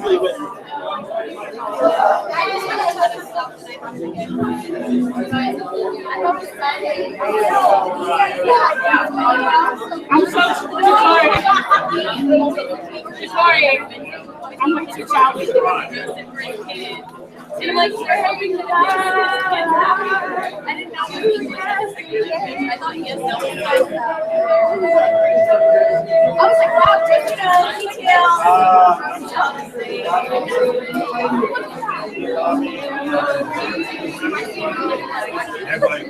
This actually was my class. Hey, this actually was my class. I'm good. I'm ready to speak to you. I said I wanted to play music.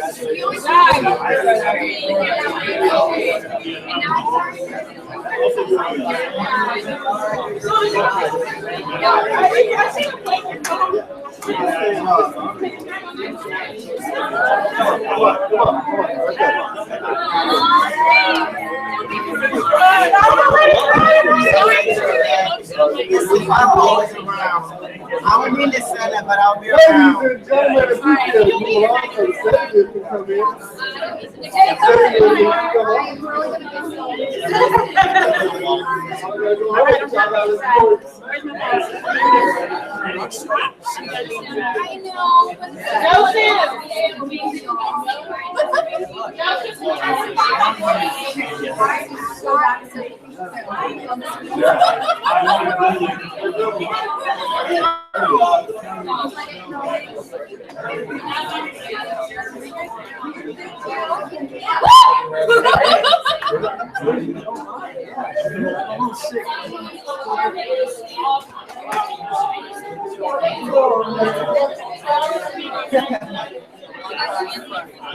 Stop it! I got a skateboard.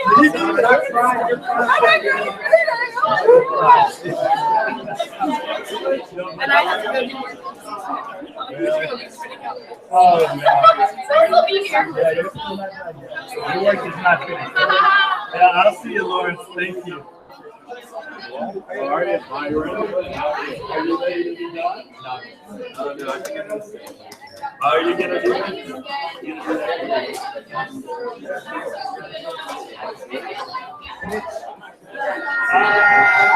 Oh. Wait, what is it?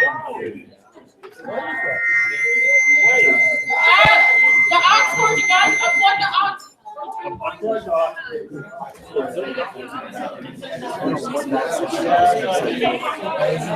Damn it!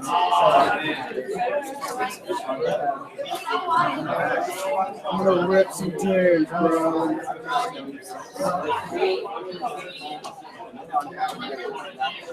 Are you the very back?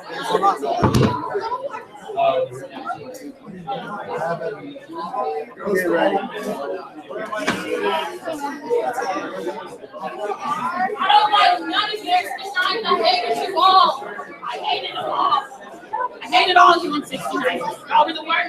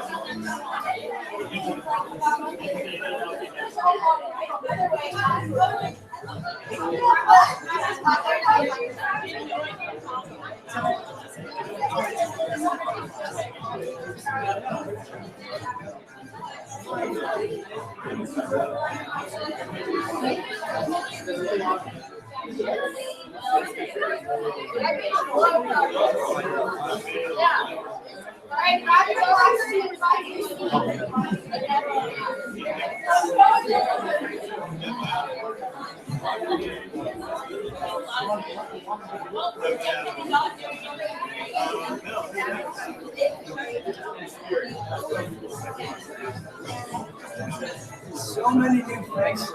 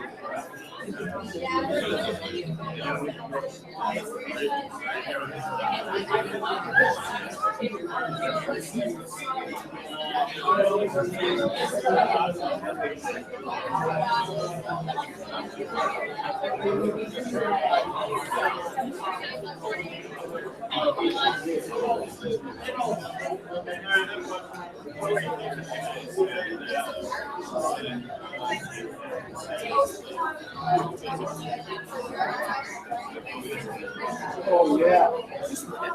They all going to weird, like, flashing explicit.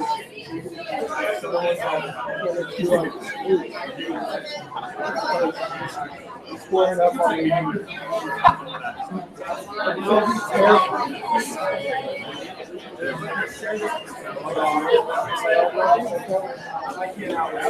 As far as I know, yeah.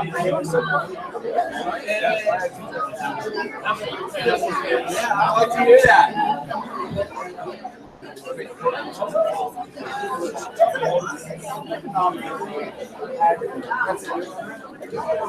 it's like 2 ounces, $5, 2 out of 6 ounces.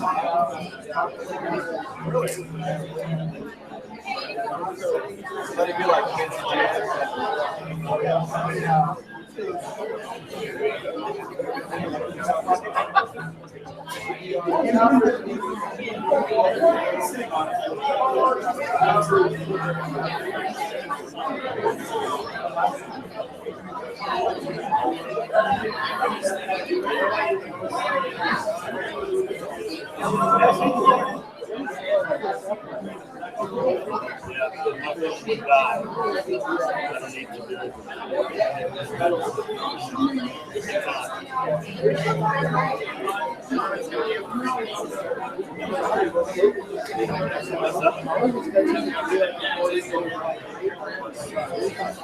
yeah.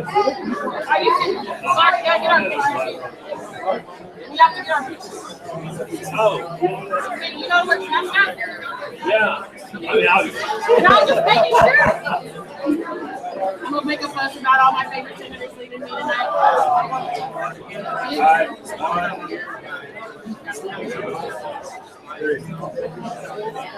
Good, good. Oh, it's too dark.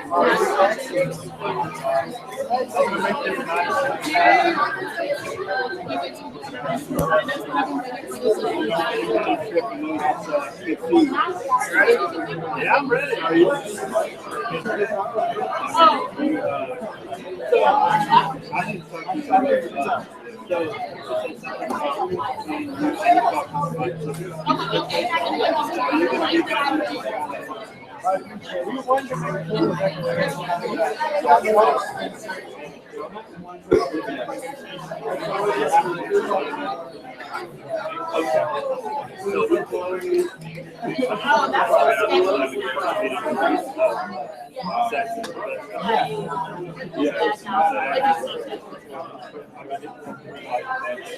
No, well, okay, if the last time we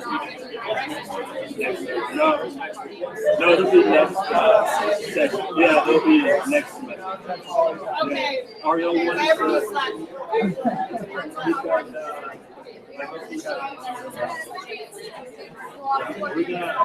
Well, I mean, y'all can still do whatever stuff, because I imagine y'all do. We'll just make it. I know. We'll just make it formal. Just somebody see backwards. Okay.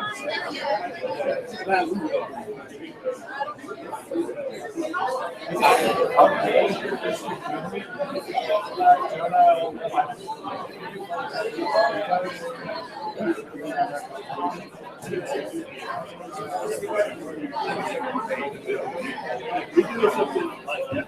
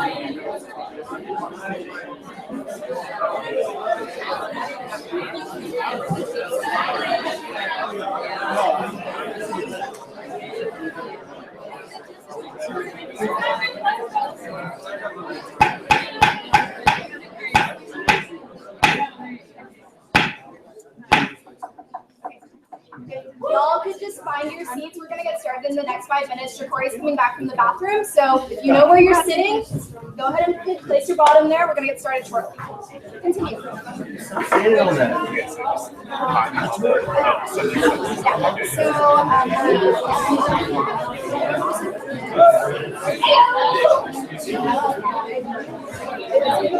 Sorry.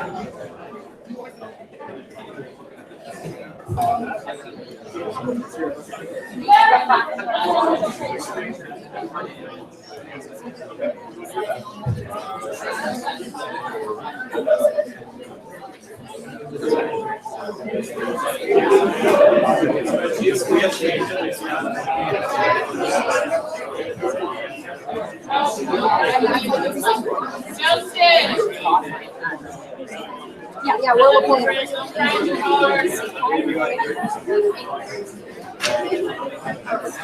He's gonna try in the car.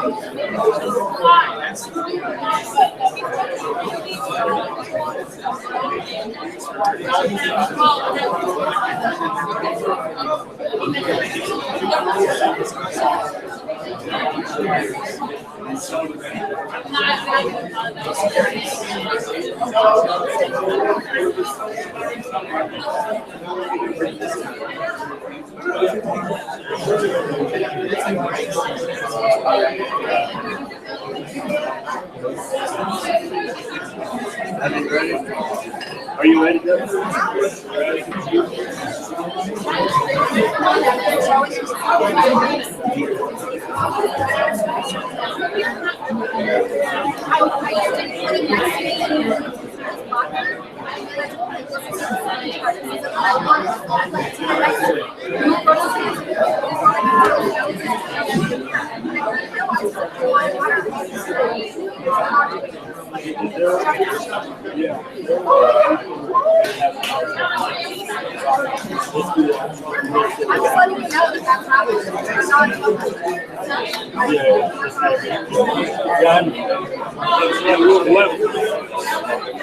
Are you ready yet? Are you good? And we do and they everybody sign up. Hey, so I'm just gonna start calling people. Grace. Come here. Yeah, you come here. Come here. Am I speaking or are you speaking? Oh, we're trying to get No. You know, you might think of, I mean, I'm trying to figure out. I have a appointment. I have my dog. We're almost there. But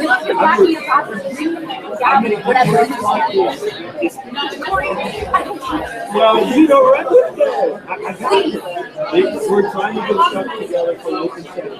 See, after we do that, we start. I understand. Yeah. But we're also we have to get that together. And once we get that, then we can.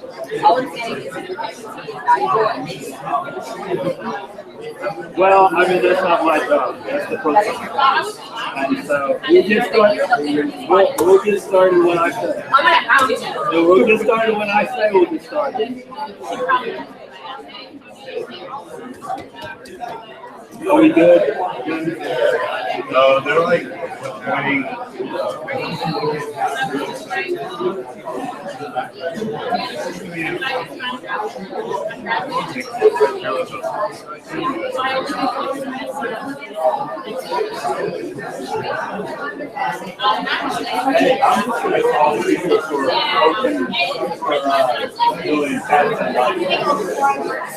No, we're gonna say, oh, we never had it. And so it's Carolina. That's why Okay, LA, and then we're gonna have CR doesn't have one, CA doesn't have one, SS one, Proton. We're focused. Alan, first time's right there. Joseph's right there. Okay. Anne-Marie's not here.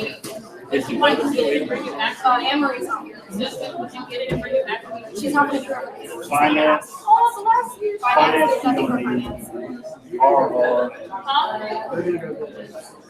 And that's pro temp. I know it's my face. Yes, it is. It's Kim's almost done. Are we doing, is that the first thing? That's one of the first things. Okay, we're gonna get this thing started. Shit's gotta go.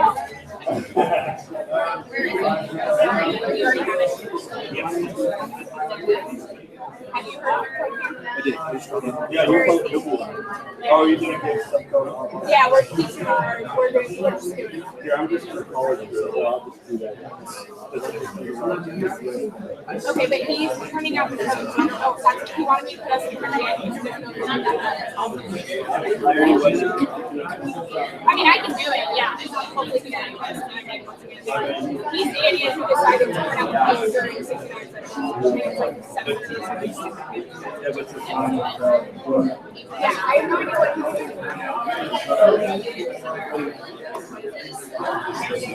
Okay, we're gonna get started.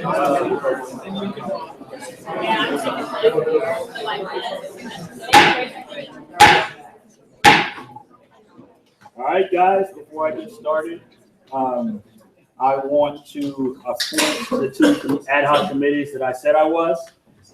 So the first ad hoc committee that I will be appointing is the Senate Reunion Ad Hoc Committee Chair. And that person will be Lauren McCaskill, if she can stand up, if she's here. Everybody, not for her.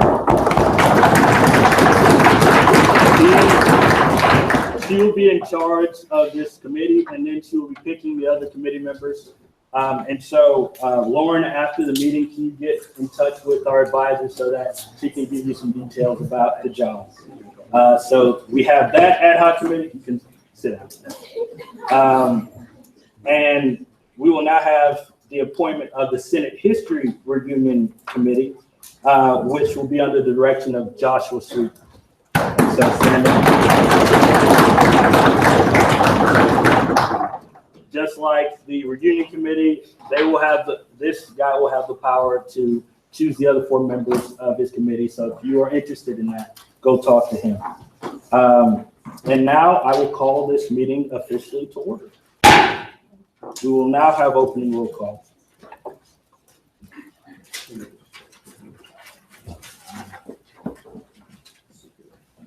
All right, hi, Senate. Howdy. All right, SVP Brooks. Howdy. Chief Justice, Howdy. Speaker Clark, Howdy. myself, Chair Johnson, Howdy. Chair Wolf, Chair Day, howdy, Chair Abdullah, Howdy. Chair Black, Howdy. Chair Economides, Howdy. Chair Wilson, Howdy. Speaker Amin, Howdy. Anderson, Howdy. Andrus, Howdy. Aranda, howdy, Argamini, Banks, Howdy. Benke, Howdy. Birnbaum, Howdy. Redmeyer, Howdy. Brown, Camp, howdy, Castleman, Christie, Here. Howdy. Chunga, Howdy. Collins, Compton, howdy, Cook, Howdy. Cox, Howdy. Cruz, howdy, DeYoung, Diamontaris, Howdy. Edmondson, Howdy. Evans, Howdy. Hale, Howdy. Ali Hook, howdy, Jillian Hook, howdy, Hernandez, Here. Howdy. Pingarani, Hall, howdy, Hull, Howdy. Jacobson, Howdy. Julia Krogh, Olivia Krogh, Howdy. Lisa Vaya, howdy, Little, Howdy. Maples, Howdy. McCabe, Howdy. McCaskill, howdy, Meloche, Monroy, howdy, Moody, Howdy. Moore, Jordan, howdy, Morgan Moore, howdy, Moreno, Musall, Howdy. Ogier, Howdy. Pardo, Howdy. Parker, Howdy. Peterson, Howdy. Phillips, Howdy. Ramirez, Howdy. Reveloso, Howdy. Roberts, Howdy. Rossi, Salazar, Howdy. Serrato, Howdy. Shah Husseini, Smart, Howdy. Spalding, Stiegel, Stein, Sweet, Howdy. Tilson, Howdy. Tran, Howdy. Turpin, Walker, Howdy. Walther, Howdy. Warnke, Westbrook. Howdy.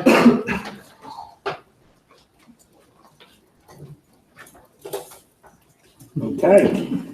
We will now have the invocation and the pledges of allegiance. And can we have Senator Nicholas Mark come and do that, please? Sure.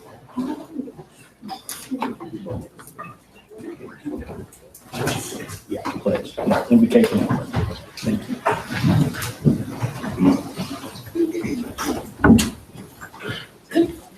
I pledge allegiance to the flag of the United States of America and to the republic for which it stands, one nation, under God, indivisible, with liberty and justice for all.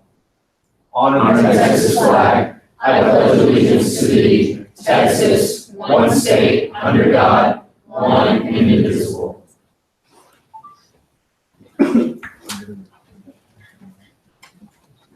All right, y'all, please bow your heads.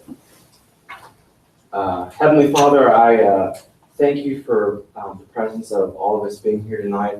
I pray that you please fill this room with the Holy Spirit. I ask that you please lead us. Please give us peace of mind and peace of heart as finals are coming up.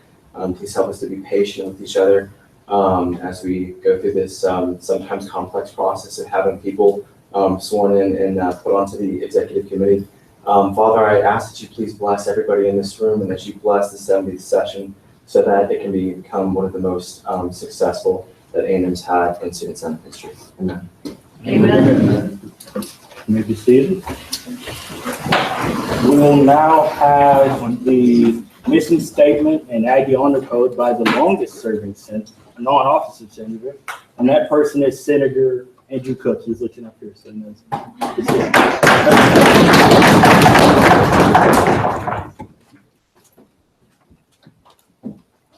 The Texas A&M University students, and it represents all students in order to enhance the Texas A&M experience within our university and communities through research, legislation, and advocacy in accordance with the core values of our institution. The idea is not lie, cheat, or steal, or tolerate those who do.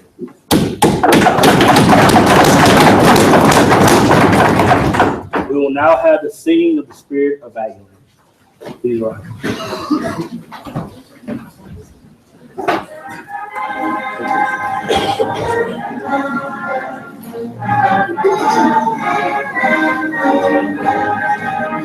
Some may rose the proudest hope of the school they think so grand, but there's a spirit in every tone.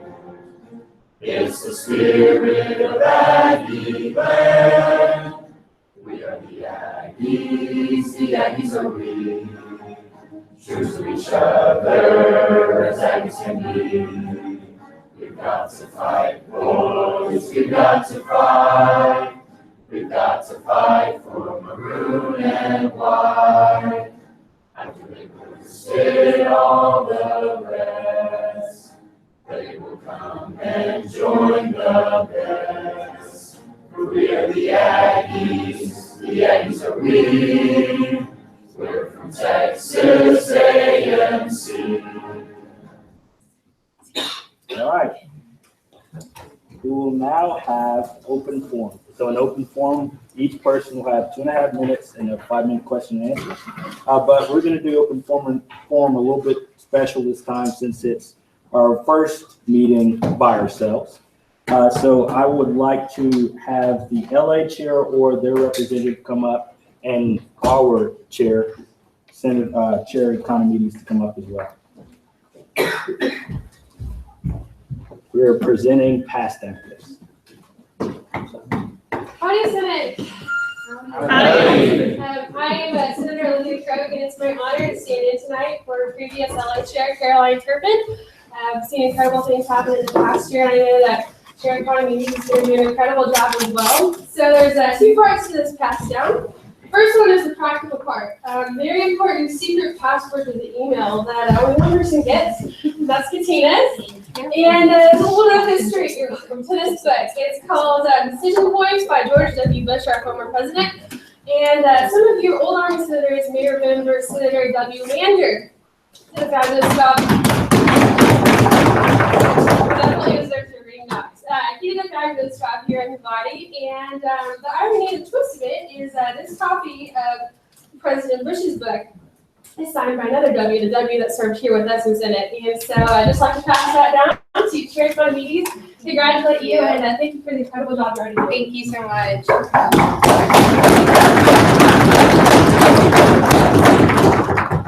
So we will now have the Speaker of the Senate passed down. And so can you come up, Pro Temp Wine? Oh, Speaker. I'm paying attention. You have 2.5 minutes starting. 69's been on for like 5 minutes, so just do it. What? Oh, I took my tie off. This is great. Hi, Senate. Hi. So, pass downs, for those of you who aren't aware, are the thing that each and every committee chair passes down. Now, for your edification, there are certain chairs that are holding that position and held last time around. Finance Committee is a Roman candle to the Archangel Gabriel. It's a Catholic candle. Constituency Affairs is, I believe, the ag input box. It's about yay high. It's a bow tie, right? For community relations, it's a bow tie. It's really awkward when we have a female community relations chair. Student Services is a Ninja Turtle. Very infamous, passed down. And Academic Affairs, I'm blanking, that's okay. You'll see it. The speaker pass down, they didn't have one for quite some time, which is kind of awkward. It was in the 67th session when it was being passed down to 68. The speaker at that time was Hannah Weaker. She gave an assortment of things, including a roll of deodorant that's still in the Senate office. It's the Hannah Weger Fighting Texas Aggie 67 Session Soothe deodorant. It'll live on in infamy. It has been used, I've heard. And so, yeah, that was just the only thing that really existed. So there's actually 4 past speakers, speakers Russo, Albrecht, Weger, and Bowen, who pulled together and bought this gavel. Now, this gavel goes to the speaker and is their job, and the only thing that was asked for by the donors is that the Speaker of the Senate protects this with their life and make sure that it does not get stolen, especially by exec. And the idea is that you want to protect the speaker, or the speaker, yes, you want to protect me, but you also want to protect this gavel. And it also represents the need and desire for you to protect the Senate. The Speaker of the Senate is not an easy job. I think you're learning that. It is by far, it's a leadership position where you're going to be in a lot of situations where it's a thankless job in a lot of ways. And a lot of people aren't going to see everything that you do behind the scenes, but your job is to protect each and every person in this body, regardless of your tradition, regardless of whether or not they've said many things about you.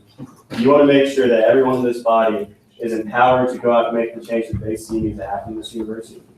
And just like you need to guard this gavel, you need to guard the student senate and Texas A&M of our traditions. Ja'Cory, you're going to do a fantastic job. I'm proud of you. I remember when I got that phone call. For those of you who don't know, Ja'Cory called me and we ran for a vacancy position. And he asked me, how does he run for the student senate? I said, make a face with him, because that's it. And Ja'Cory launched into it. And it's been really awesome to watch you grow these past 2 years and grow into the man that you already were, but even growing more into that. And I have no doubt that the 70th session is in good hands. So congratulations. You're welcome.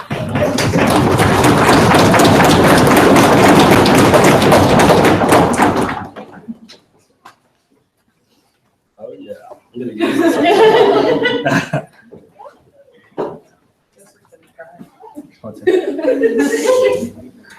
Okay, what am I going to do with this? There you go. All right, we will now have the pro temp pass down presentation. You have 2.5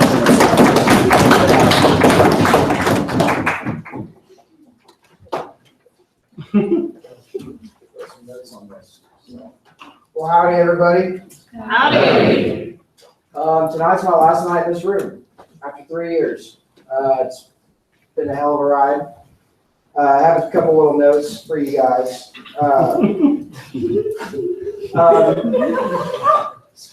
It's clean. Rule number 1, you're really only limited by your own creativity and drive to be the change that you want to see at this university. I know it's kind of daunting at first to get some stuff done, especially if you're new here. You can't come up with some ideas, but those ideas are there. Keep your ear to the ground. This right here that you're participating in is an opportunity. And it's an opportunity that you should take advantage of. I definitely would not be the person I am today, or even sitting at this podium today, if I didn't take advantage of the opportunities provided by this organization. You're gonna have good days. You're gonna have a lot of bad days. But it's the drive, it's the whatever made you want to be here in the first place that'll keep you going and looking forward into whatever goals you may have. I wrote some other stuff here that I can't read. Yeah. Made a lot of good friends here. I'm going to miss it. If I ever see you guys on North Gate, I'll buy you a shot.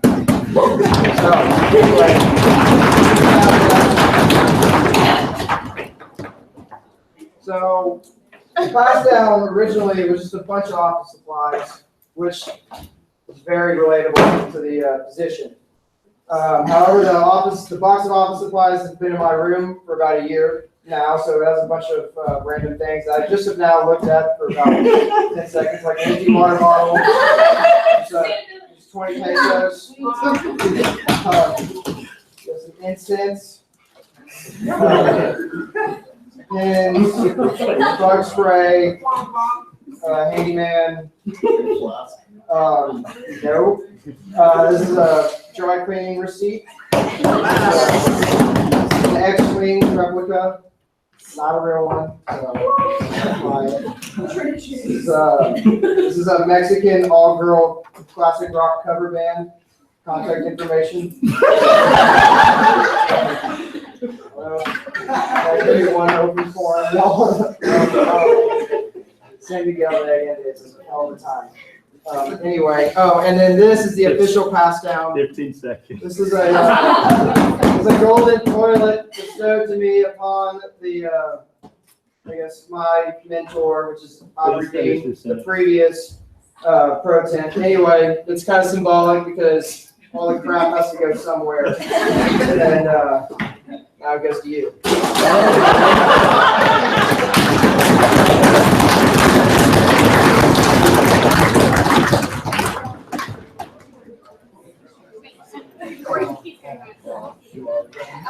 All right, that was interesting. We will now have the RR presentation of the past time. So, howdy y'all. Howdy. All right, there's, let me bring out my other RR chair. Well, actually, he's the only one now. My session just ended. Familiar faces, I see a lot of new faces. It's great to see both ways. There's no real fun way to pass down what we get. The rest of it's still printing on double-sided paper. This is the updated 70th session documents. They are completely updated as of what we passed tonight. And it now has his name on it, no longer mine, kind of bittersweet. I'm no longer in charge of it.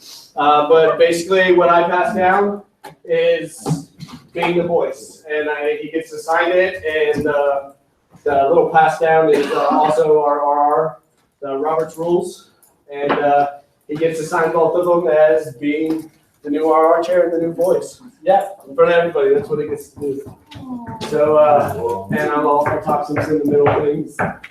Actually, I'm not that sentimental, so I'll just let him do it. But yeah, so it was a pleasure serving those that I got to serve with. And good luck to y'all that I didn't get to. All right, do you yield the floor? Wow. I now yield, so your new RR chair.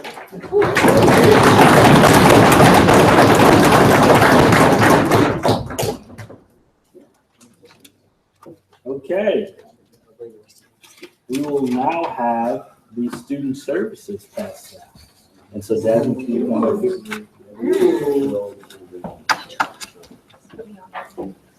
Okay. Yeah.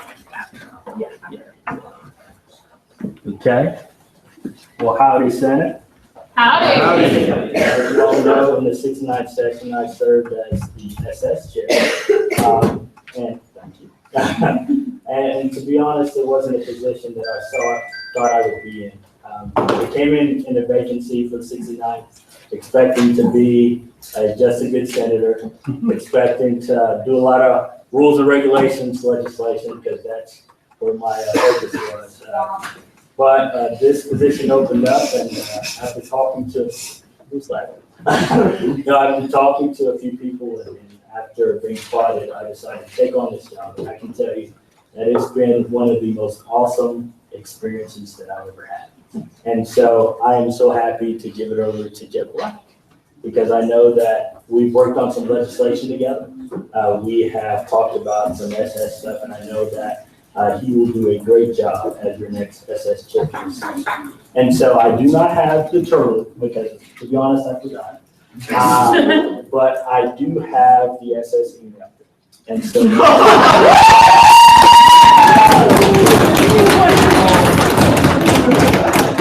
for those of you in the 69th session, you know I explained. But you will be able to start your job on the first day and not have to worry about not having to do that. So, good job. I know you're doing great things. If you need anything, I'll be up there. Take care. Okay. Thank you.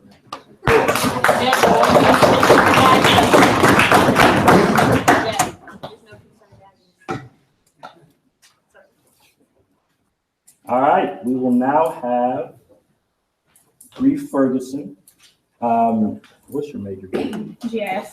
GIS with organization, with Senate, and she will be talking about Subco. You have 2.5 minutes beginning it. Howdy. Cool. Howdy, Senate. Howdy. Rest assured that there is no subco email, but if there was, I would give it over. So technically, your RR chair, Cameron Rosine, is your subco chair, but we kind of took it over together this year. And y'all know we tried to kind of change the culture of subco. And I'm the kind of person that will come in here and I'll debate you tooth and nail if I think you're just wrong, which I've done with my best friend before, even. But the one thing that got me through Senate on the hard days was knowing that afterwards there was a place like the Dixie Chicken where I could go and I could be reminded that the people that I'm with are first and foremost Aggies. They're senators and they're my friends, and they are people that I've created some of the most important memories with. And we wanted to stay true to that culture that we've tried to change. So we jointly picked a new sub-co-chair who we knew would continue to hold on to those values, who we may not always agree with, but who will always welcome you with open arms, just like the Dixie Chicken welcomes all of us. Yeah. So without further ado, we want to present the subco pass down to your RR chair and now subco chair, Ben Johnson.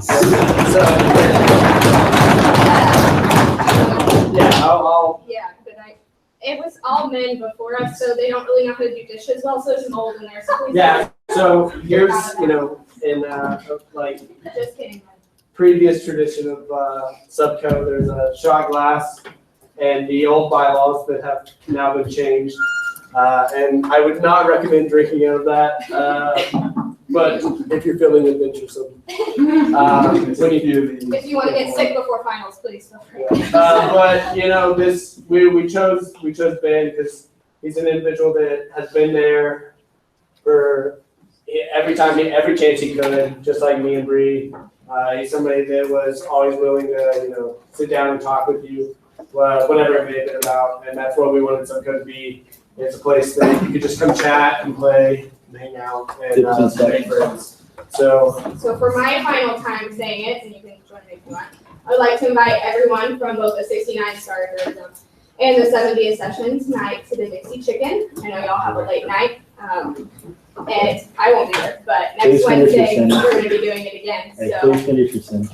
I'll be there. rad. Cool. Thank you. Thank you.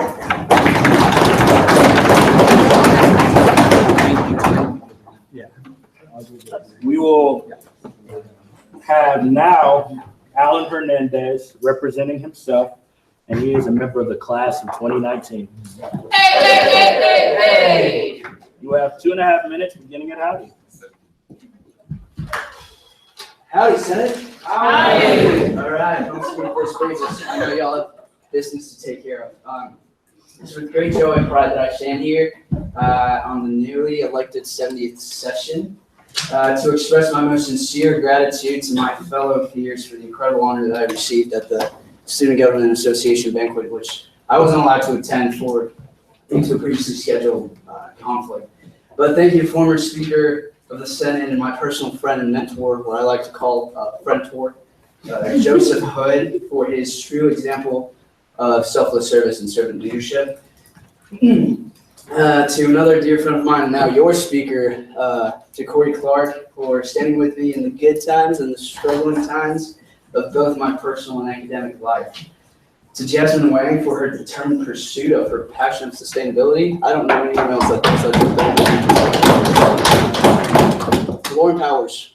Wow, I can't say enough about how lucky I am to have a friend like you in my life. And speaking of being a student senator for Texas A&M, is much more than standing here every other week. You have to have a heart for Texas A&M. In the words of former SVP Joseph Benigno, if you love A&M and can commit to the service of others, then you belong here. Talk to administration, ask questions, engage your constituents, and really think about why you are here. Leadership is the continuous pursuit of a united collaboration in order to accomplish a common goal. And you, my friends, were elected for that purpose. To be what in Latin is called vox populi, the voice of the people, and in this capacity and honor, the voice of the students. Therefore, you must work together. 30 seconds. Work together. Work together. You have exemplary leadership here. Respect one another. Celebrate the successes and refine what needs improvement. My experience here was nothing short of heuristic and fun. You cannot forget about that. I truly hope that your experience here is a memorable period of growth, service, and enjoyment as it was for me. I promise to keep this brief, but I could not let the moment pass to share my excitement for this. This organization is truly dear to me. It's a family, and I hope you can make it your own. Thanks, Giggum, and God bless.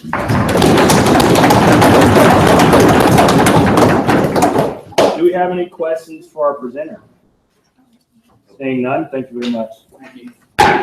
We will now move on to the swearing in of any new senators that have not been sworn in already. And so if you have not been sworn in yet, come to the front. Okay, I guess everybody's sworn in. We will now move into a period of consideration for the swearing in of the Finance Committee. And our chair, can somebody go get her? Yeah, Taylor Day.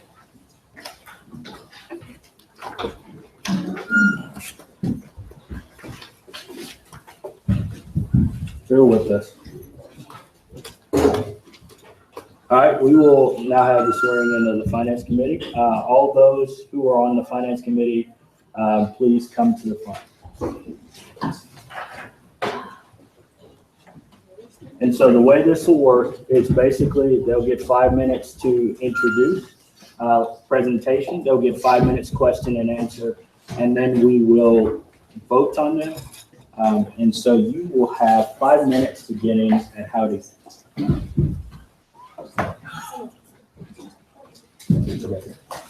Howdy, I'm Taylor Day, I'm the finance chair for this session, and before me, we're missing someone, but people who are going to be hopefully sworn in as finance chair are as follows: Matthew Walter, Ian Peterson, John Musoff, Mitch Parker, Jackson Maples, Cooper Little, Jason Edmondson, and Jacob Rossi, or Jason Edmondson and Jacob Rossi. And I don't know who's missing, but Rossi's missing? All right, cool. Haven't had kids yet, so. But I have received emails and I've seen their prep sheets, and I know either they want to be here, I requested that they be here, and so now I'm going to let them introduce themselves. Howdy y'all, my name is Matthew Walther. I'm from the Mays School. I honestly have a passion for like budgets and accounting. I know that sounds kind of weird, but it's what I like to do. It's what I think I'm good at. I'm really excited to get to work. Howdy, my name is Mitch Parker. I'm going to be, I guess, a junior next year, college of engineering. And I'm just really big on money as opportunity. I just want to make sure that we're spending our money right, because it's our job to make sure that our students have the most opportunity they can. I'm Ian Peterson. I am a management major in Mays Business School. I am previously in the Finance Committee, currently working on legislation for the PUF fund, as well as heading the negotiations team for UTIMCO, which is an awesome experience. If you guys have any questions, please come ask. And I'm just concerned with the students' money and what that is attributed to. I'm Jackson Maples. I'm going to be a junior. I'm a finance major in Mays Business School, and I have a lot to say. I'm just excited for this upcoming year and the opportunity to serve on this committee. Howdy, my name is Sean Gustav. I'm an upcoming senior finance major at Mays Business School. I'm excited to serve y'all, and I hope that you see the same way. Howdy, my name is Jason Edmondson. I'm going to be a sophomore agricultural economics major from the College of Ag Caucus. And I look forward to finding ways on the Finance Committee to make sure we have a firm foundation here in the Senate and at the university to serve students. Howdy, I'm Cooper Little. I'm a senior animal science, ag economics, double major. I feel that fiscal responsibility is a big deal that we should focus on, and look forward to serving on the Finance Committee. And so with that, that's all our presentation. Cool. The floor has been yielded. We will now have a 5-minute question and answer period. Are there any questions for our presenters? Seeing none, we will ask you to leave the room and we will vote.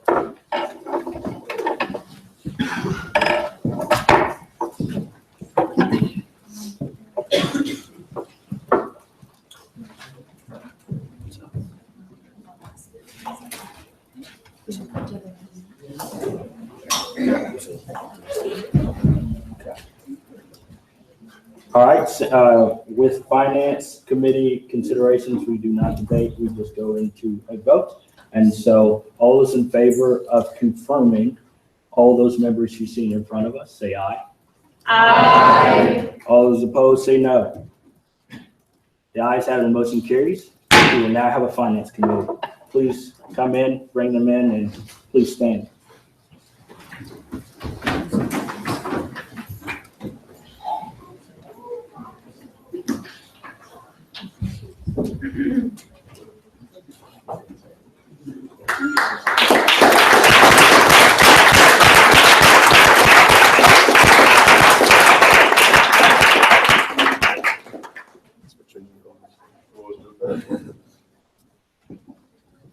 You would all raise your right hand. I state your name, do solemnly swear. I do solemnly swear. To faithfully execute to the best of my ability. To faithfully execute to the best of my ability.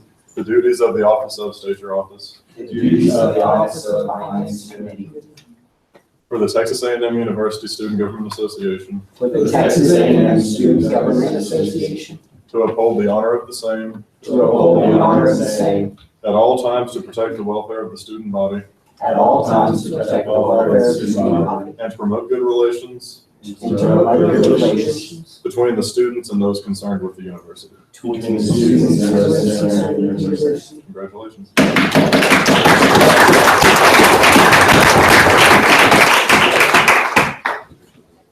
We will now go into a period of executive cabinet consideration. This is going to be the meat of our meeting. And so it is 9:23, almost 9:30. We have the room until 11:45. I want to make the note that we want to make this as efficient as possible, but do not be afraid. I know execs like that. But do not be afraid to ask questions or debate, because these people will be taking our legislation and giving it to the right administrator so that we can better the ag experience. And so do not take this lightly. And so we will now start with consideration of Chief Justice to our judicial court. Don Anjay Khan, please come forward. And I know I butchered that name. And yes, you have time. Yeah. You'll have 5 minutes. Beginning at Howdy. Howdy, Senate. So this is obviously quite a large appointment. This is somebody that is going to be trusted with a lot to be able to focus on maintaining one of the 3 branches because the branch is kind of important how STA works. Jay, through his application and his interview, showed that he was somebody that is very experienced, very dedicated to this university. And he takes no decision lightly. He is a very serious character, and he is going to make sure that anything he does, he puts his best foot forward. One of my favorite things about Jay is the fact that he has a really good capacity to listen to people and really try and dig into as much of the problem as he can. He's got experience with engineering, so he's, advanced mathematics, so he is very analytical, and I know that carries over very well. But once again, there's nothing to hide with Jay, and you're going to see that. He's a fantastic person. Yeah. Yes. Howdy, Senate. Howdy. So last week I had the honor of accepting SVP Brooks's nomination for the post of Chief Justice, and I come before you tonight seeking your support to attain that high judicial office. A couple of weeks ago, I had the privilege of swearing in the 70th session of the Student Senate, and for them to take the oath to protect the welfare of the student body at all times, no matter the cost. And it is in that same spirit that I come before you tonight, and I thank you for your time and your consideration. I would like to talk a little bit about myself. If you could go to the next slide, please. Oh. Isn't he? Anyways, basically, my name is Dhananjay Khanna. I usually go by Jay to make that easier on you Americans. I am an international student from New Delhi, India. I've been here for about 2.5 years. And when I was a senior in high school, I was accepted into Texas A&M, into the computer science department, but it did not look like my family's financial situation was such I probably couldn't afford it. And so even though I submitted my deposit, it didn't look like I was going to be able to come to the US after all. It was really disappointing. And then within the next couple of weeks, day after day, I got notifications of a small $100 grant or $500 scholarship. And until it came to a point where they said, we're going to qualify you for in-state tuition. How about that? And all of a sudden, it came to a point where I did not have to put the burden on my parents to send me from a third world country to the US, but I could do it on my own. And on 23rd August 2014, I landed in the I am so grateful to be here. And so the moment I came here, the biggest thing on my mind was to make sure that I was giving back in the very limited capacity that I have for a university that had made my dreams of coming to the United States possible. And for me, given my background in high school and student government, SGA was a very obvious place where I wanted to go. I am a junior computer science major and economics minor. I say I'm from New Delhi, India, but I've moved all over India because my father was in the army. He just completed his 28th year as a career officer in the Indian Army. Which is one of the factors that made it such a great school for me. I am a member of the class of 2018, AAA WHOOP, and yeah, that's it. Please move to the next slide. So here are some of the organizations I've been involved in. The centerpiece of my college experience has been the past 2 sessions of the 68 and 69 session. I've gone to serve as an associate justice, and I've also taken on the post of treasurer of the judicial branch for the past 2 years. Apart from that, I've been a peer teacher in the computer science department, which is essentially an undergraduate TA, but paid less. I have also competed, represent Texas A&M at university level hackathons, which are 24 to 48-hour programming competitions. The best one, obviously, was going to Yale. Of course, I slept half the time, and then that was because the thing was 48 hours long.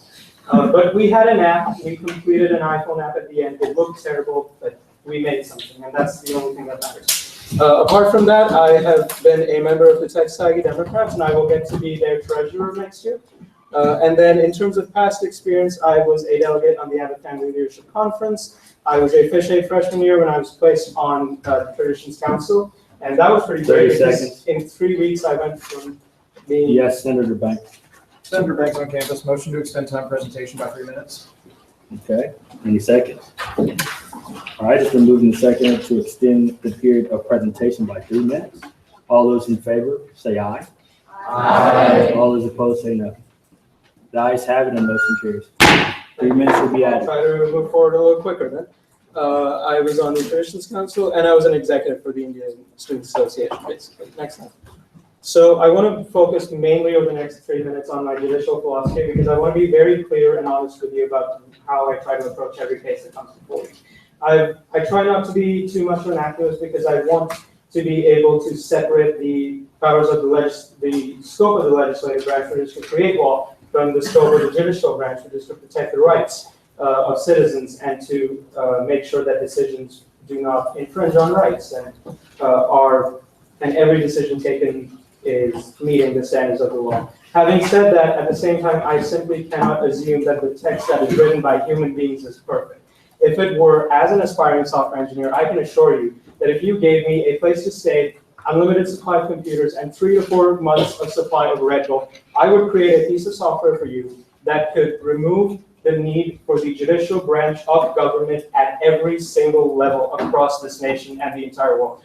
But unfortunately, law written by humans and law that is supposed to judge humans is far more nuanced, and exceptions come up. Societies evolve, our morals evolve, and because of that, there's need for, I personally feel the need to be a moderate, where I respect the letter of the law, which is what I mean by the plain meaning rule, which says that if the words are very clear and the implications of applying a law to any given situation are clear, there's no need to look past for intentions. But at the same time, when the plain meaning rule creates a result that is absurd, for example, saying that one man is a free man, another is a slave based on the color of their skin, or that a woman does not deserve the right to vote, that is where I have to draw the line, and that is why I consider myself a judicial moderate. Next slide, please. My main goal is to remember that this is not government, this is student government. That means the most important goal for me is the development of the associates and the JABs that get to serve with me to comprise the entire judicial branch. For me, one of the major things there is taking up the challenge of proposing to the Senate and hopefully through the Senate the possibility of the court acting as an area for settlements so that, and part of the problem is we are always seen as a last resort, which is why we're only used during election season. But there are so many little conflicts across the executive committees, across the executive cabinet and the legislative, which we could help mediate discussions and get more real world sort of experience for many of my colleagues who want to go on and become lawyers. Beyond that, I want to make sure that mock trials are taken into account, and I want to maintain the integrity of the court above all and make sure we are far, far away from Senator Sweet, Senator Sweet, Liberal Arts, I have a motion. please state your motion. I asked to extend the time of presentation by 3 more minutes. Any seconds? All right, it's been moved and seconded to extend the period of presentation by 3 more minutes. All those in favor say aye. Aye. All those opposed say no. The ayes have it and motion carries. The last thing I want to say is we've been through one of the roughest election seasons we've seen in our recent history, which garnered national attention and a lot of questioning. And there are people across this body right now who have varying opinions on the decisions that were taken. My only appeal to each and every one of you, as I stated when I got to swear the Senate in, was to remember why all of us are here, and that is to serve this university and the student body, and to try and uphold the oath of always representing them and protecting their welfare, not thinking about our individual selves, regardless of where we agree or disagree. I think that's all I have. I thank you for your time and your consideration. God bless and give. We will now have a 5-minute question and answer period, beginning with Senator Krogh. Senator Krogh, off campus caucus. Mr. Khan, you said earlier that morals evolve. In what way do you believe morals evolve? I believe that as society moves forward, we put behind us certain standards that we earlier believed were right and no longer consider them to be correct. For example, earlier on in India, it would be morally incorrect for a person of a higher caste to be involved in any capacity with a person of a lower caste. Similarly, in America, the same standard was applied to separate white and black. Today, we consider that same action that was morally correct in the past is today morally profoundly incorrect. That is what I mean. That as we society closer and closer to the morals, to the rights that are laid out in our constitutions and our founding documents, and use those to better ourselves generation after generation. Thank you. Do you have any other questions? Seeing none, thank you very much. Please step outside.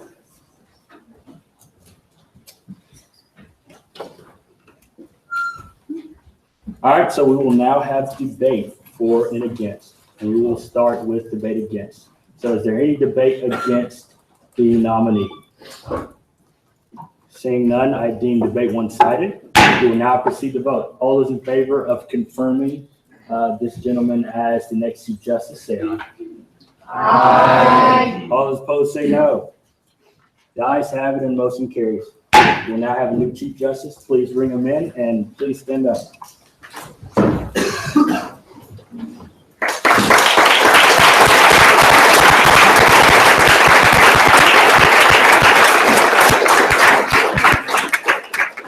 Please raise your right hand. I state your name, do solemnly swear I, Dhananjay Khanna, do solemnly swear to faithfully execute to the best of my ability to faithfully execute to the best of my ability the duties of state your office the duties of Chief Justice for the Texas A&M University Student Government Association, for the Texas A&M University Student Government Association, to uphold the honor of the same to uphold the honor of the same at all times to protect the welfare of the student body at all times to protect the welfare of the student body and to promote good relations and to promote good relations between the students and those concerned with the university. between the students and those concerned with the university. Congratulations.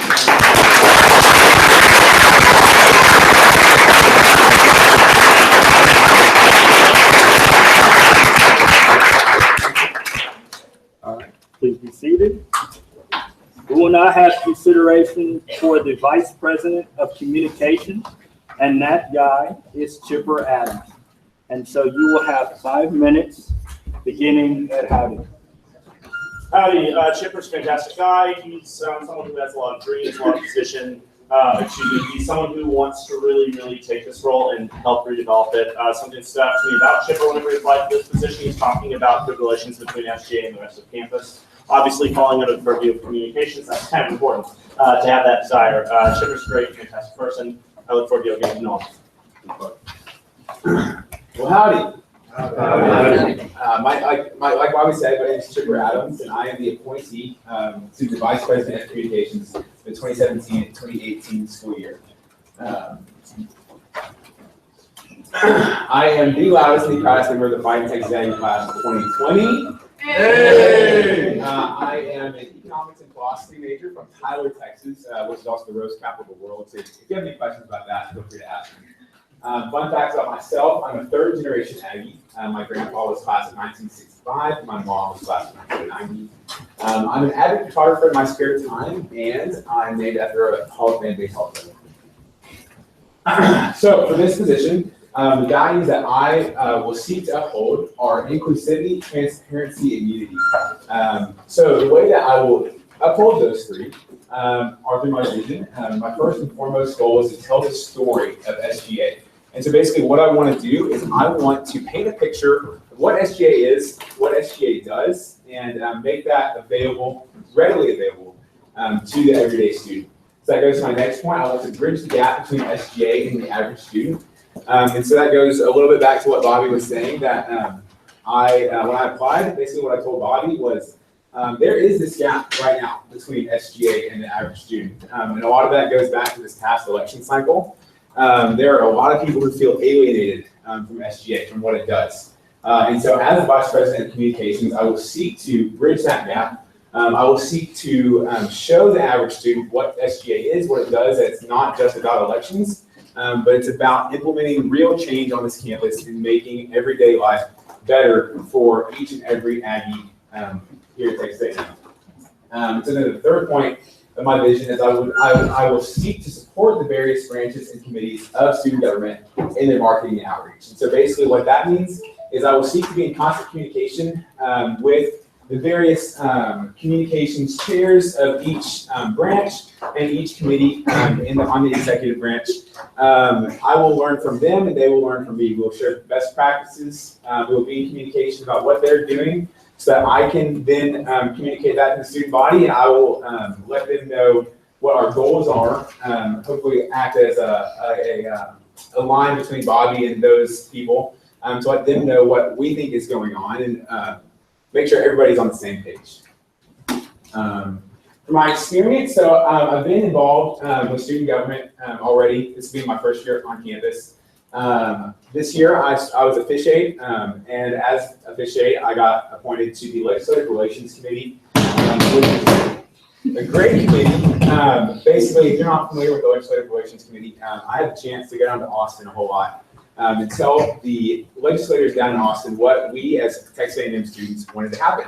And so that really gave me a lot of experience as far as student government, because I had to be able to express what was going on here in a clear, concise, professional manner to the legislators, and then come back and be able to express what they thought to our students. And then also as the Legislative Relations Fish Aide, I was able to participate in the executive cabinet meetings on a weekly basis. So that will be a great experience, I think, because I already know how executive cabinet works. I'm very familiar with how each position Chair of Economies, do you have a motion? Chair Economies, Legislative Affairs, I have a motion to extend the presentation by 3 minutes. All right, any seconds? All right, It's been moved and seconded to extend the period of presentation by 3 more minutes. All those in favor say aye. Aye. All those opposed say no. The ayes have it and the motion carries. So as I was saying, I'm already very familiar with how executive cabinet works. And I think that will go a long way as far as allowing me to better serve the other people on cabinet and be able to communicate clearly their goals and help market their strategies. So like I said, with marketing, I think marketing is going to be a big part of my job, marketing SGA, being the chief PR officer for SGA. I've worked on 2 main campaigns. So my senior year of high school, I worked on the Texas House of Representatives campaign where I was the executive director of social media communication. And then this past election cycle, I was an assistant campaign manager for Casey Sternado, Sam Sternado Junior Yell campaign. And if you're familiar with that campaign, we got about 350,000 views on Facebook video. So I would say that we had a fairly successful marketing strategy. And so hopefully that experience will carry over into SGA. Then third and finally, also in high school, I served as a student representative, which basically was our high school's version of Maroon Coats. And so I attended events, gave speeches, basically schmoozed the big donors on behalf of my high school. And I served as the chief student marketer. Basically, I was the go-to student for anything that had to do with the school, had to do with reaching out to people outside of the school. I think that is very similar to what the Vice President of Communications does, and I think that experience will translate very clearly. So I'd like to yield to questions. Okay, the floor has been yielded. A 5-minute question and answer. And I will start by recognizing myself. Speaker Clark, you talked a lot about the disconnect between SGA and the regular student. And after spending about almost 3 years here, I understand that. What are some tangible goals that you can put in place to bridge that gap? Right, so I think in this day and age, a big part of that will be social media. Every student uses social media. Everybody's on Facebook, everybody is on Instagram, a lot of people are on Twitter. And so I think boosting SGA's social media will be a big part of that. Basically, something that I want to do is to work very closely with the other members of cabinet to make sure that I know what is going on in their areas, and as well working with the Senate and with J-Court and the other areas of SGA. So I'm always aware of what is going on and then can communicate that clearly to the student body through social media. Another thing that we talked about doing is doing some videos with Bobby, kind of like a modern fireside chat, if you will, from back in the FDR days. But basically making him seem more relatable, more friendly, making him seem more approachable. So I think that's a big thing and will go a long way for students feeling connected to SGA. Okay. Any other questions? Seeing none, thank you very much. Please step outside.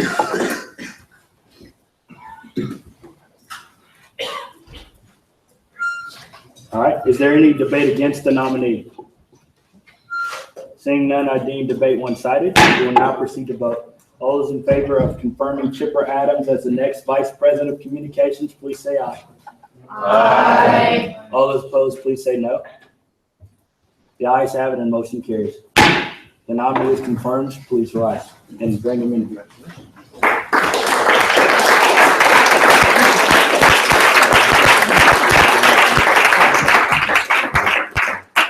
Raise your right hand and repeat after me. I state your name. I, Richard Adams, Do solemnly swear do solemnly swear that I will faithfully execute to the best of my ability that I will faithfully execute to the best of my ability the duties of the office of, state your office, the duties of the office of Vice President of Communications for the Texas A&M University Student Government Association for the Texas A&M University Student Government Association, at all time, to uphold the honor of the same, to uphold the honor of the same at all times to protect the welfare of the student body, at all times to protect the welfare of the student body and to promote good relations between the students and to promote good relations between students and those concerned with the university. and those concerned with the university. Congratulations.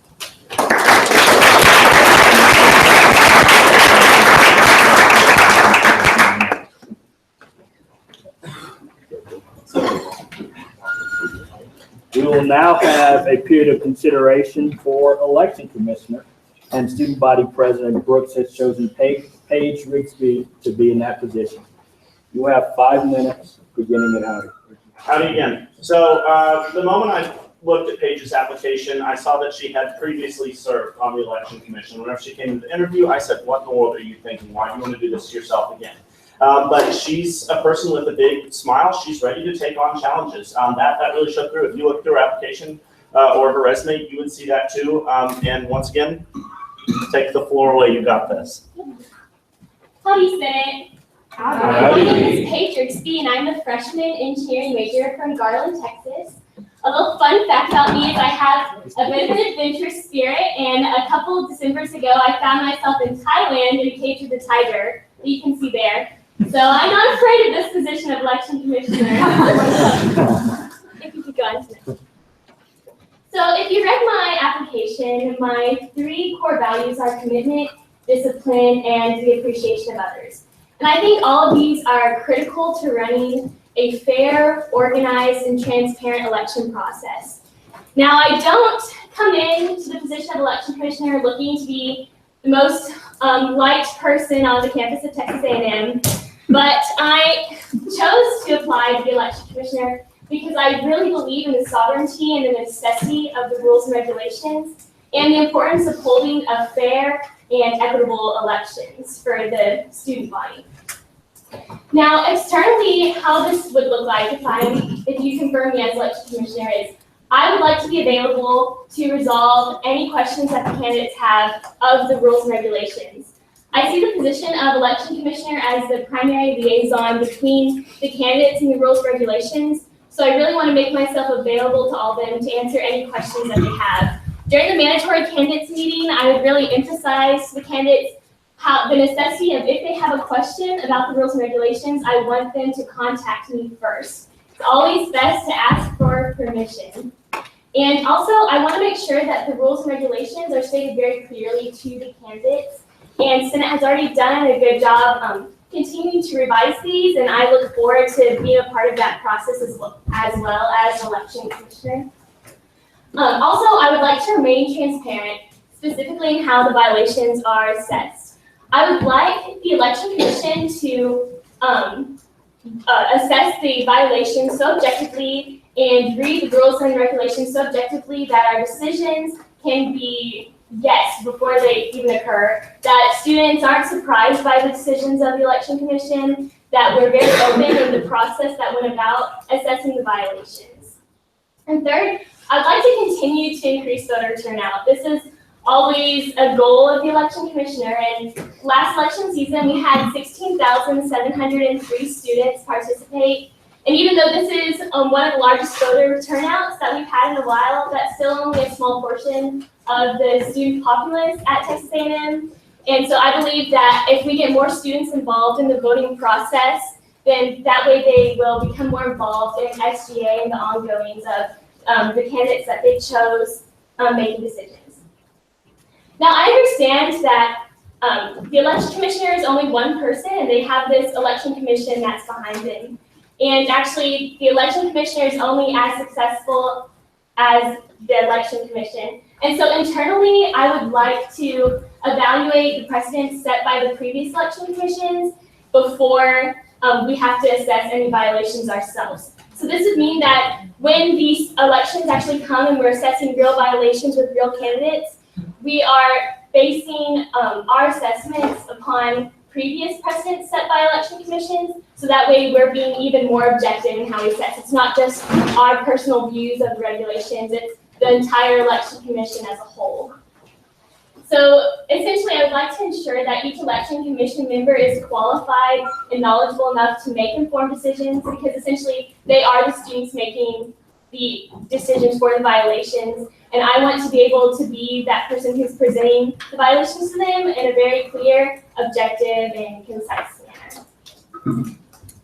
1 minute. So, Senator Banks. Senator Banks on campus, motion to extend time of presentation by 3 minutes. Any second? All right, it's been moved and seconded to extend the period of presentation by 3 minutes. All those in favor say aye. Aye. All those opposed say no. The ayes have it, the motion carries. as stated by Bobby, I was a part of the election commission last year.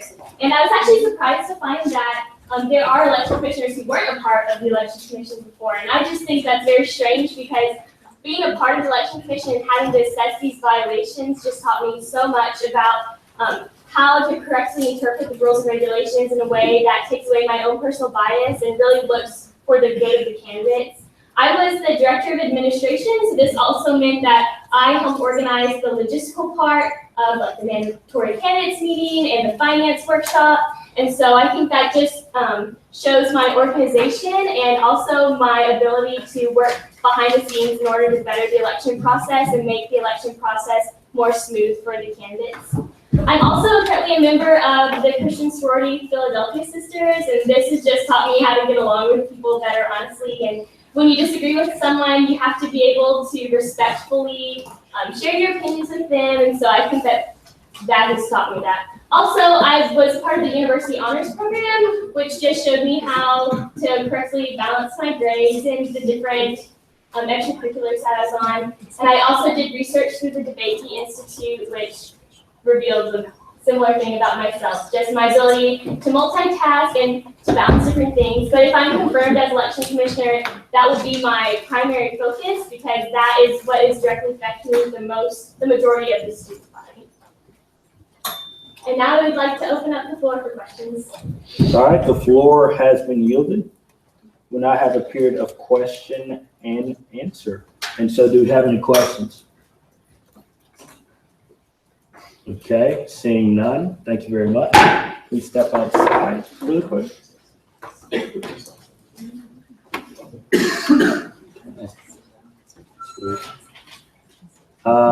So now we will move in a period of debate. So is there any debate against the nominee?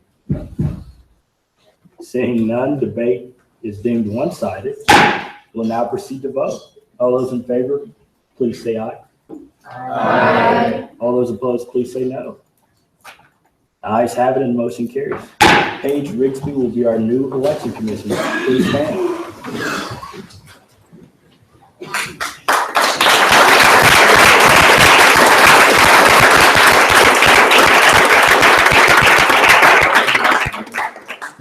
Raise your right hand and repeat after me.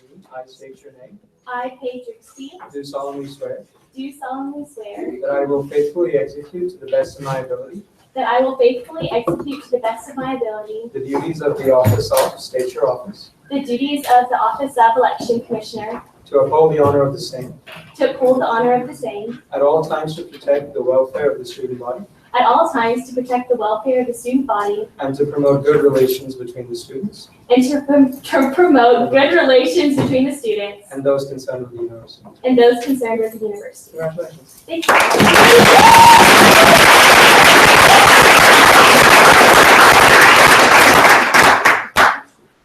All right, we'll now have a period of consideration for the office of Vice President of Student Services, which is being filled by Dakota Plessa.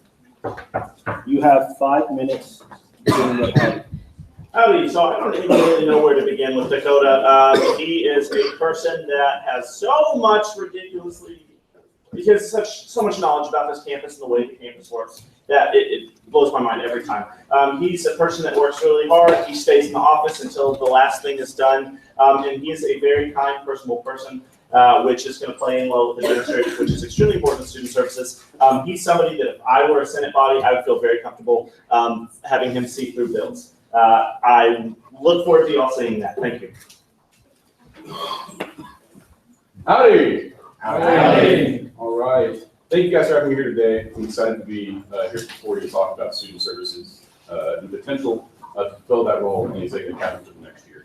My name is Dakota Plessa, Bobby mentioned the class, or member of the class of 2018. I'm an electrical engineering major from Arlington, Texas, snuck away in there between Dallas and Fort Worth in North Texas. And I also have minors and two things that encourage people to ask why I have those minors. Primarily, they're fun and they allow me to involve myself academically in areas that don't directly align with my major, which is very much aligns with my experience here as an Aggie. I'm all about getting outside of the box, outside of the comfort zone of the areas that I place myself in to get a broader perspective and a broader feel for the campus. Perfect. So I have 3 values listed here. I absolutely love our values of respect, excellence, leadership, loyalty, integrity, and selfless service. And I've especially included one in there that I have a great deal of affection for. But I've also added in multiculturalism and lifelong learning. I think learning is essential to being a leader and a problem solver. Being dedicated to that pursuit throughout one's life allows them to be effective. And also allows them to be compassionate and understanding for those around them, which ties into multiculturalism as well. Understand the people that are around you, in particular, allows you to represent them and work for them. I think that's something that's essential for a role such as this one.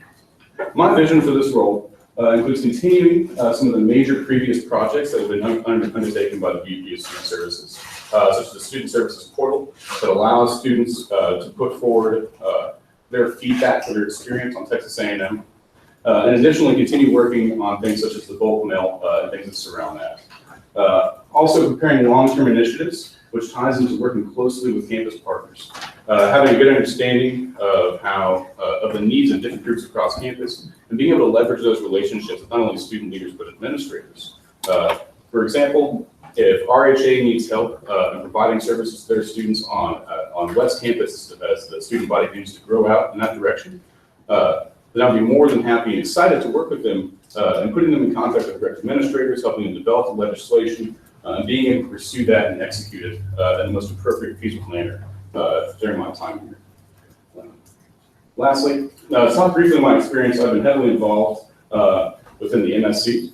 I started off my freshman year as Director of On-Campus Programs and later the Vice Chair of the L.C. Jordan Institute for National Awareness.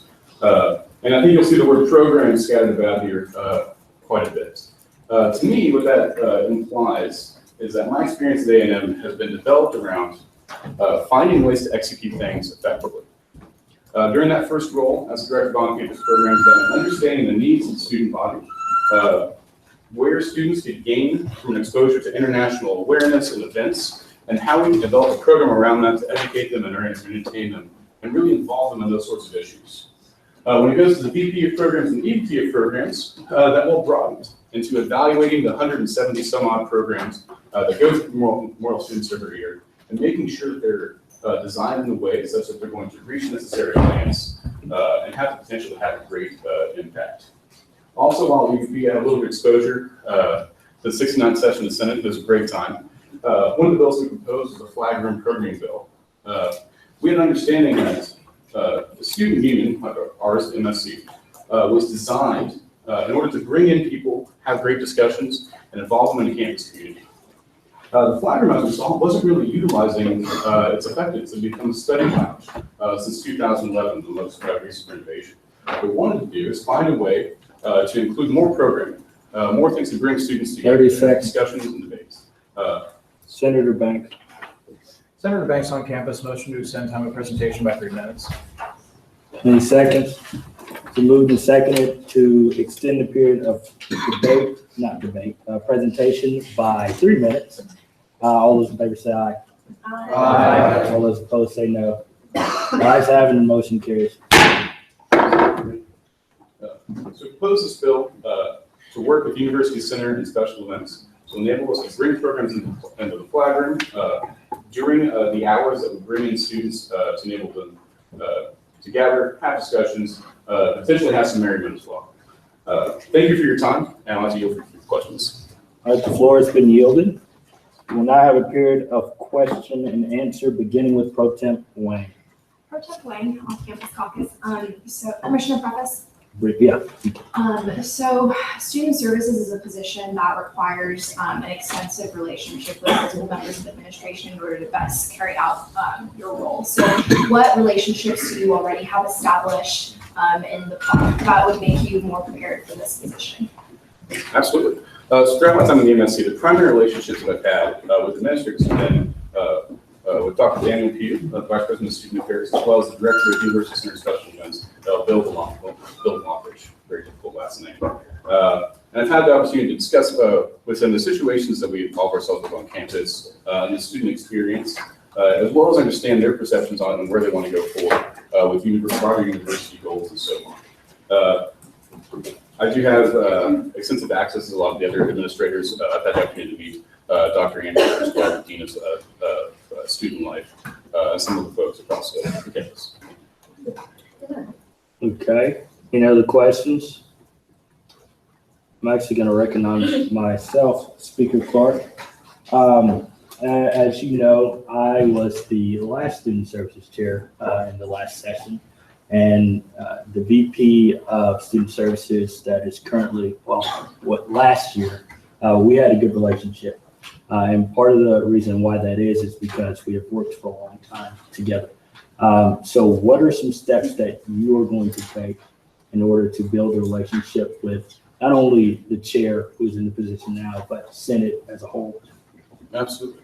Well, I have a deep respect for Senate and the work that it does here to promote the well-being of campus across the board.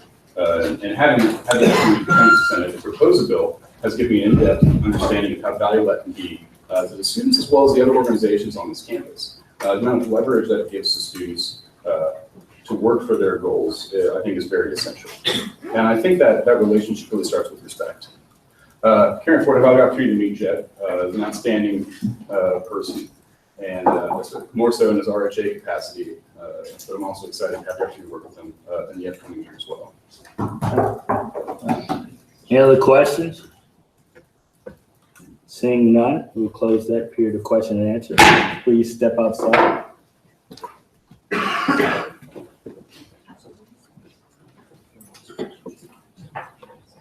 Is there any debate against Dakota Plessa for the position of Vice President of Student Services?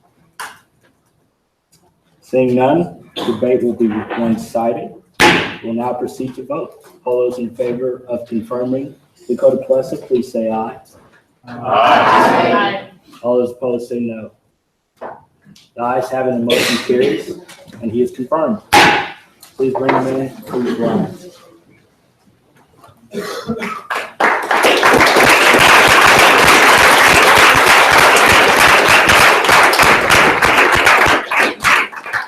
raise your right hand and repeat after me. I state your name. I, Dakota Plessa, Do solemnly swear do solemnly swear that I will faithfully execute to the best of my ability that I will faithfully execute to the best of my ability the duties of the office of, state your office, the duties of the office of Vice President of Student Services for the Texas A&M University Student Government Association, for the Texas A&M Student Government Association, to uphold the honor of the same, to uphold the honor of the same, at all times to protect the welfare of the student body, at all times protect the welfare of the student body, and to promote good relations between the students and to promote good relations between the students and those concerned with the university. and those concerned with the university. Congratulations.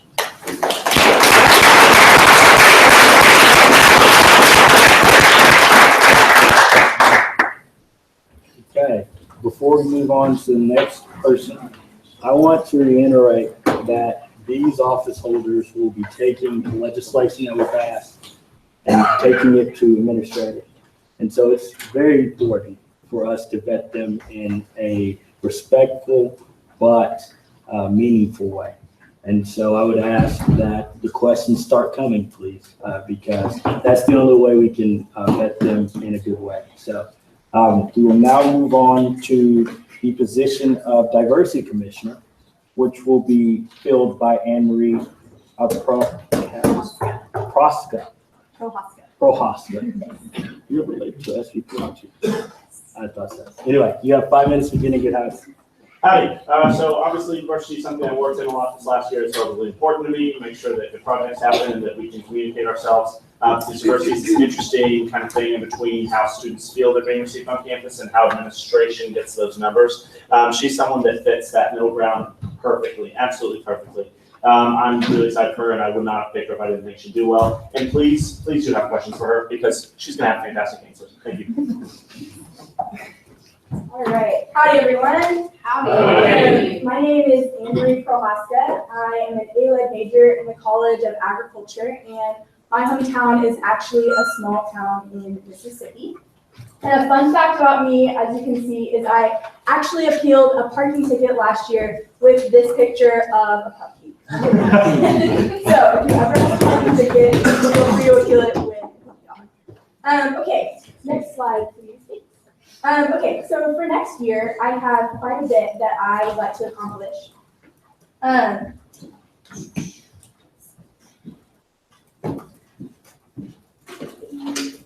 So previously I worked at the office. Whoops. Yeah. So first off, I would like to fulfill the student body president's vision, Bobby Brooks, and I am excited to work with him along that. And I'd like to continue to support the work of the many diverse student organizations across campus and support their efforts and their events. Because that is one of the things that Diversity Commission does. That's one of our missions and our values, is to continue to support those diverse student organizations across campus. And then to successfully organize some sort of event that will help the entire commission, with the help of the entire commission, that much of the student body can attend, that has to do with diversity. And hopefully that will bring lots of voices from across campus together, different socioeconomic and political spectrums, to discuss the policies regarding diversity and advocacy.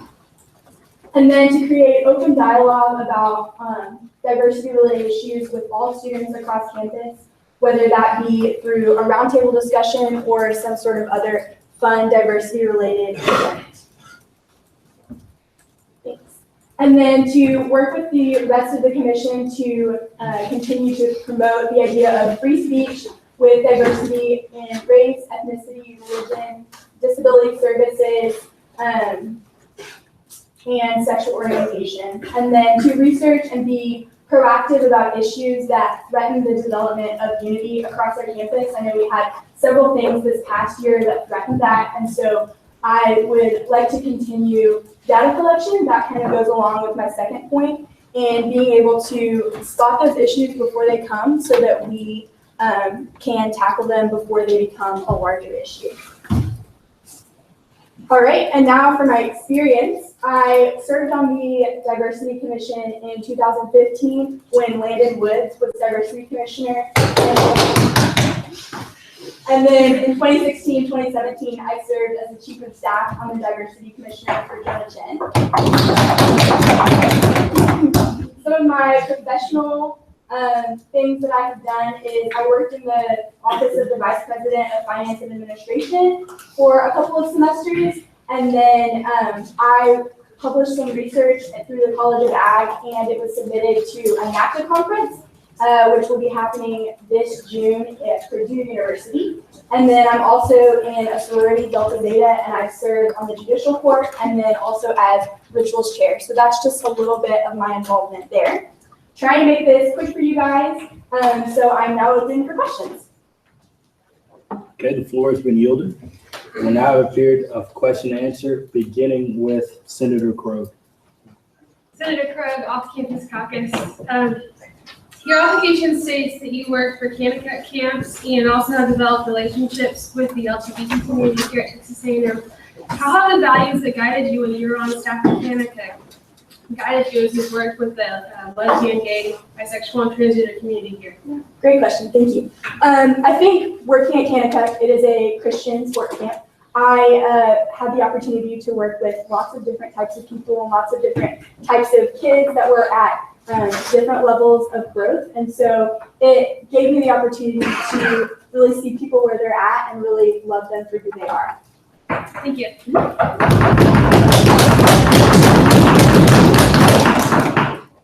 We will now move to Senator Edmondson. Senator Edmondson, College of Ag and Life Sciences. So you've served with both Landon Woods and Jonah Chen, both big shoes, and both who have done very well in the area of diversity. When serving with them, what have you learned and what challenges have you seen under their commission that you can take in with experiences into your role as commissioner? I love that, thanks. I think for Landon is a great communicator, as Jonah is as well. And so through Landon, I learned how to communicate with faculty because Landon does have a lot of those great connections with faculty. And then for Jonah, Jonah is amazing at leading a group. He did an excellent job in leading a group. And so what my hope would be is to take what I've learned from Landon and then what I've learned from Jonah and kind of use both of those as commissioner. Okay, we'll now move to Senator Lupe. Senator Serrano, with regards. Why do you, Sorry about that, Serrano. I apologize. why do you value diversity so much?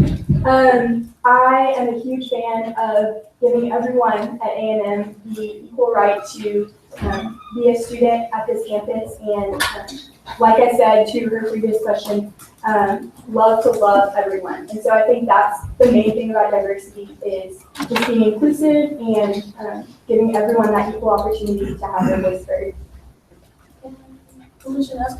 Yeah, I'll put you at the end. All right, we will now have ad hoc chair suite. Ad hoc chair suite. I just wanted to ask, as far as since you've been on diversity commission for at least 2 years, you've kind of seen the direction it's gone.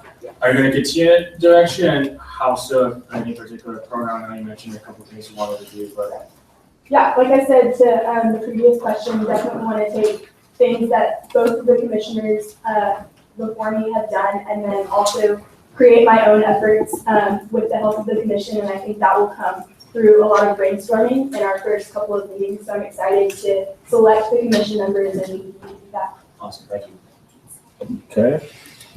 Pro Temp Wang. Pro Tem Wang, off-campus caucus. So how can we as senators and as representatives of the entire student body, regardless of personal walks of life, do more to help the Diversity Commission further their mission as well? Thanks. I think just continue to communicate with us. I know in the past, for me, that I've seen, there have been a few disconnects of the different branches in Senate, or not in Senate, but in student government, and I would like to continue for us all to try and work together, and I think that will come through communication in diversity-related issues in Senate, but then also communicating with the Diversity Commission as well. Thanks. All right. Senator Moore. Senator Moore, off campus, you said you wanted to use polling to get more data collection. Knowing that some students or a large majority of students don't participate in those polls, do you have a way to incentivize students to make sure we get the larger majority, not just the few that do complete their surveys? Right.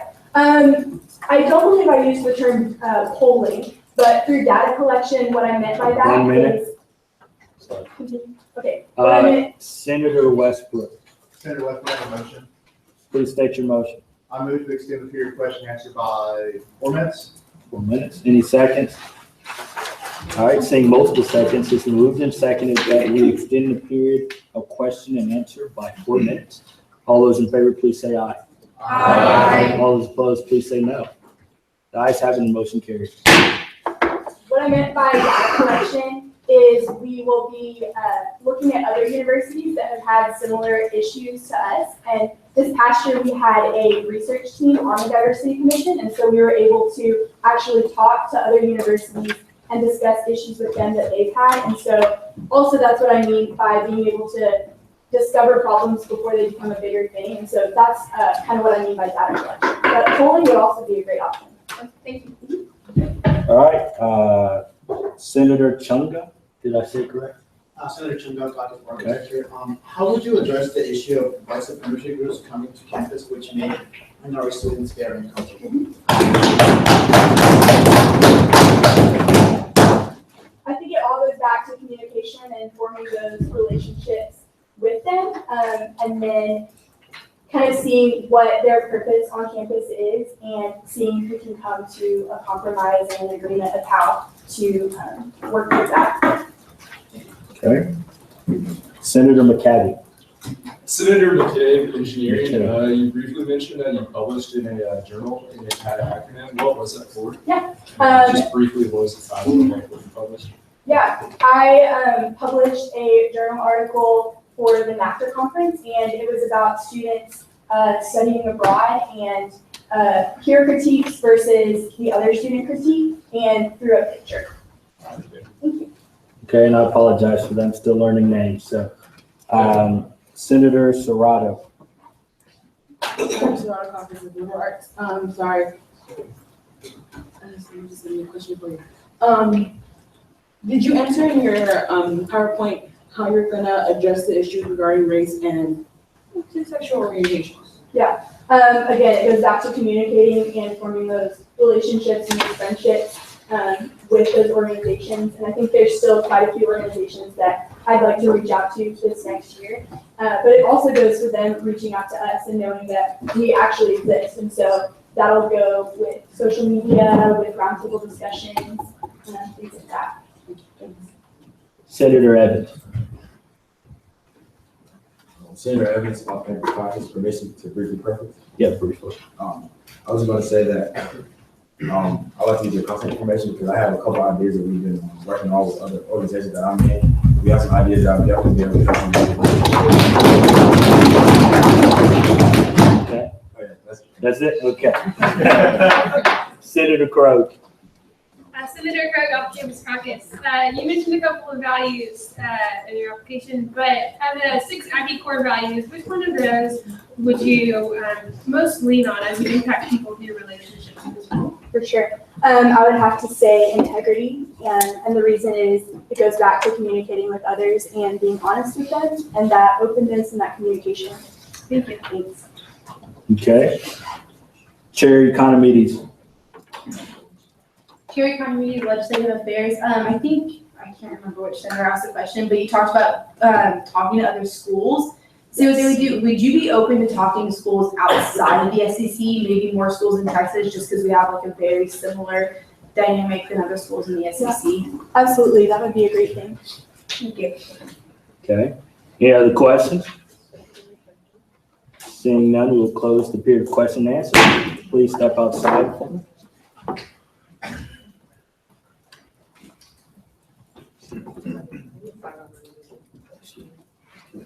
Okay. Is there any debate against the nominee? Seeing none, I deem debate one-sided. We'll now proceed to vote. All those in favor of confirming Anne-Marie as the next diversity commissioner, please say aye. Aye. All those opposed, say no, please. The ayes have it, motion carries. We'll now have a new diversity commissioner. Please rise.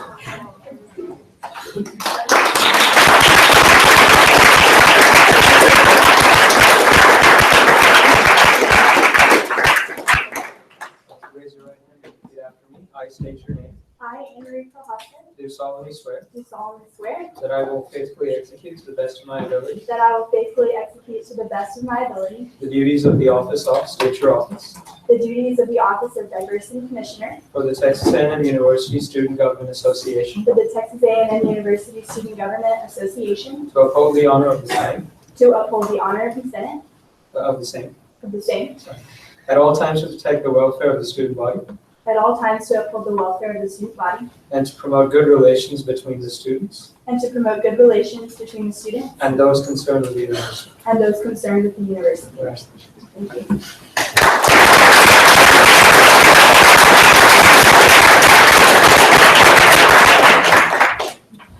All right.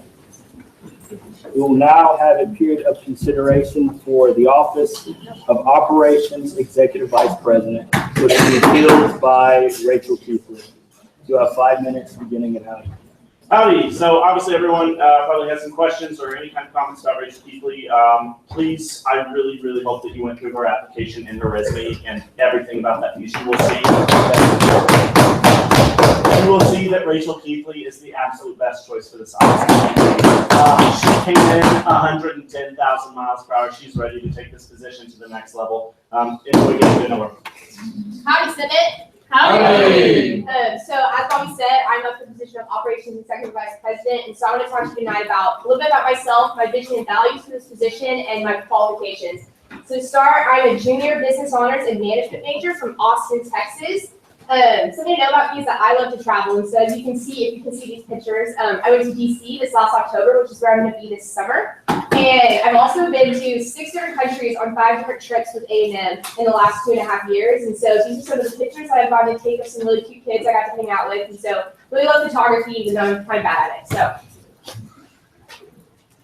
start, my values are integrity, courage, and service. And so I seek to, in everything I do, I seek to implement these values. And so I want to continue, I value relationships above all, and want to use these relationships in my vision for the position of Operations Executive Vice President.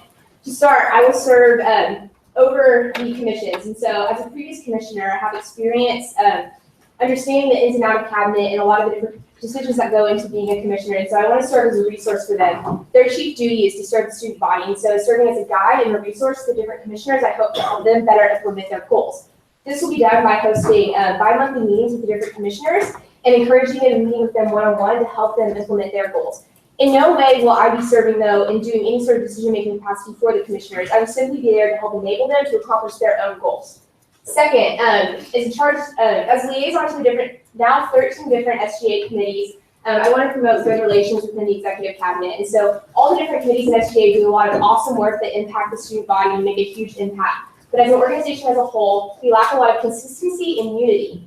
And so I want to develop personal relationships with each of the different chairs and do this through the chair roundtables. And so I want to get to know their goals, what they need from us as the executive cabinet, and work with them to help them continue to serve the students of Texas A&M, because that's what we're here for. I think that the linchpin between my values and my vision for this role and the actual implementation of the operations director vice president is going to be communication. And so this extends beyond having emails and having different chair roundtables and actually getting to meet these people one-on-one and working with them to see what they need and working with them personally. Overall, I want to increase awareness of SGA initiatives within the organization and to the student body. And so I think if we can get more participation of different members of SGA in our programs and events that are being put on, then we can continue to grow as an organization as a whole. And so I think more collaboration between the different organizations has been involving working with different members of the executive cabinet and putting on programs that are going to be attended by more members of Student Government Association so that together we can grow as a body and continue to serve the student body even better. Last is leadership development. I believe each of us as student leaders have a really awesome opportunity to grow in our own leadership skills while serving the student body. And so I want to strive for personal development across SGA and work to help those different leaders continue to reach their own goals and enable them to be the best members of student government that we can be. Specifically, this last year I served as the election commissioner, and so in this role I got to serve as a member of cabinet and assist with a number of initiatives and programs that extended beyond my role as election commissioner. And so seeing a lot of the different ins and outs of Student Government Association over the last 2 years, I've seen a lot of the different things that can be improved upon and continue to improve upon the current processes. Additionally, as election commissioner, I dealt with a lot of ambiguity, leading a small team, and also communicating with a lot of different entities. Different campus involvement that I have, I remember the MSC Body Lecture Series Marketing Subcommittee, and I was previously the treasurer for Philadelphia Sisters. And so each of these organizations have shown me a lot of different ins and outs of how different organizations runs. And each of the 13 SGA committees are unique in their own way. So I want to seek to help them grow in the way that fits those organizations best, and I've seen that through the organizations that I've been involved in. Lastly, I work as a business management coordinator, which means that I plan, formulate, and organize over 30 professional development events per semester. This role requires a lot of autonomy, ambiguity, and a drive to seek to create new and better leaders. And so this is something I'm willing to tackle in the role of operations executive vice president, and I want to work together and with the different committees to create the best student government association possible. And with that, I yield the questions. Okay, the floor has been yielded. We'll now have a period of question and answer, beginning with Senator Roberts. Senator Roberts, College of Liberal Arts. With your study abroad, I was wondering, how's that helped you broaden your aspects on diversity and culture? Absolutely. So I'd never left the country before my, I'm sorry, you're not fine? No, go ahead. Sorry.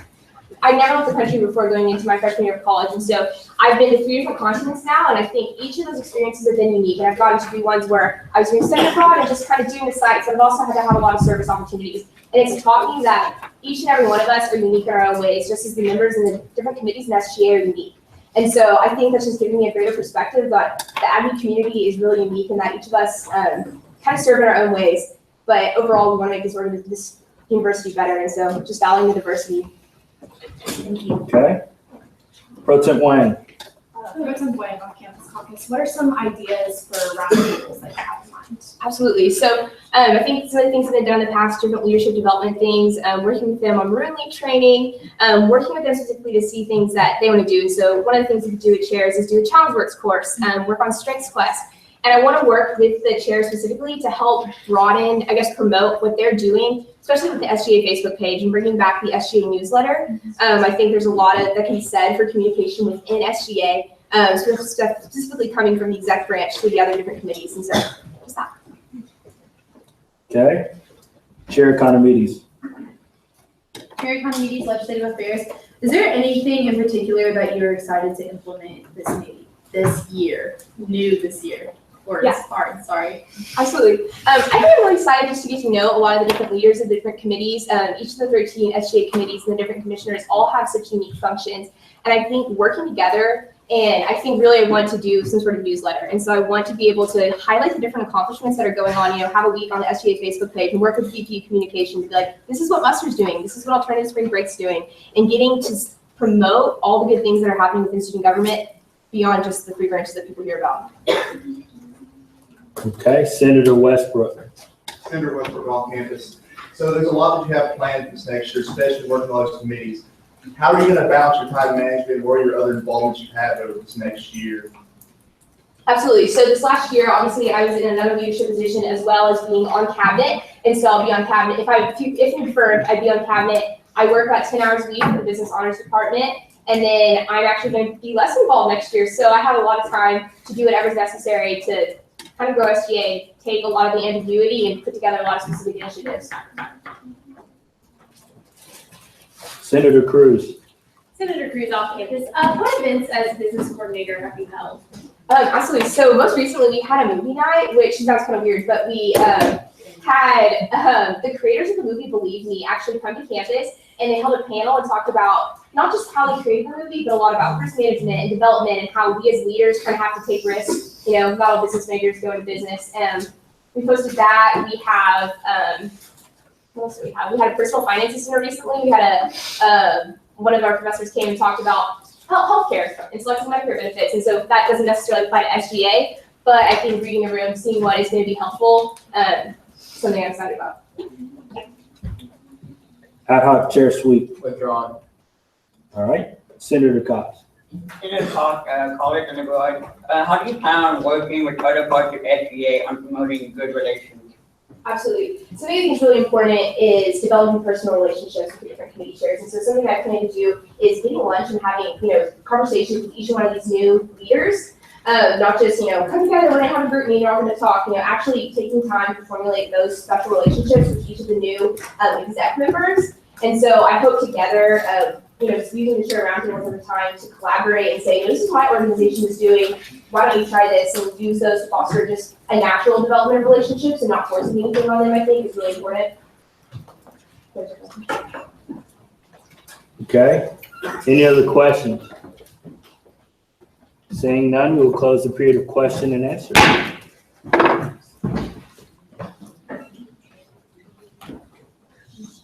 Is there any debate against the nominee? Seeing none, I deem debate one-sided. We will now proceed to vote. All those in favor of confirming Rachel Keithley as the next operations EVP, please say aye. Aye. All those opposed, please say no. Okay. The ayes have it and the motion carries. Please bring your in.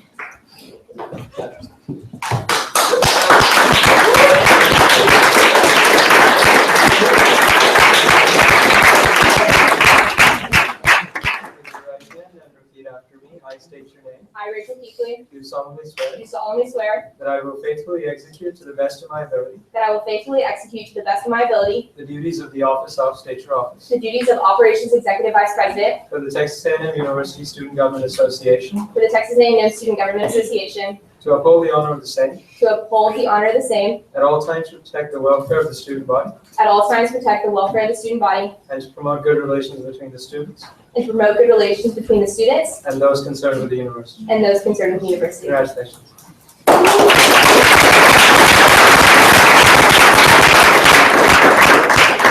Pro Tip Wayne, do you have a motion? President Wayne off campus caucus, I would like to deviate from the agenda and consider Adila Amalia. Okay, any seconds? Saying a few seconds. It has been moved and seconded to deviate from the agenda to consider Adila as the vice president of the program. All those in favor of doing that, please say aye. Aye. All those opposed, please say no. The ayes have it, the motion carries. All right, Adila, you have 5 minutes beginning at howdy. Howdy, so the young woman that's about to appear before you is a person whose very first time living in the United States, she got off of a plane and stepped into fish camp. She came from Saudi Arabia and Indonesia. She is a strong, driven person. She has a lot of goals for this university. She's the person that will trap me and talk to me unendingly about what she wants to do to make this university a better place. Please enjoy listening to her. Thank you. Howdy. Howdy. I'm Isla Amalia, and I'm from Jakarta, Indonesia. I'm a sophomore geophysics major, minoring in GISD. Fun facts about me, I've been to 22 different countries, and I've been to the Kingdom of Bahrain 28 times. That's only because, as mentioned before, I lived in Saudi Arabia, and that country doesn't have a single movie theater. So to keep up with Marvel, I have to like cross-border.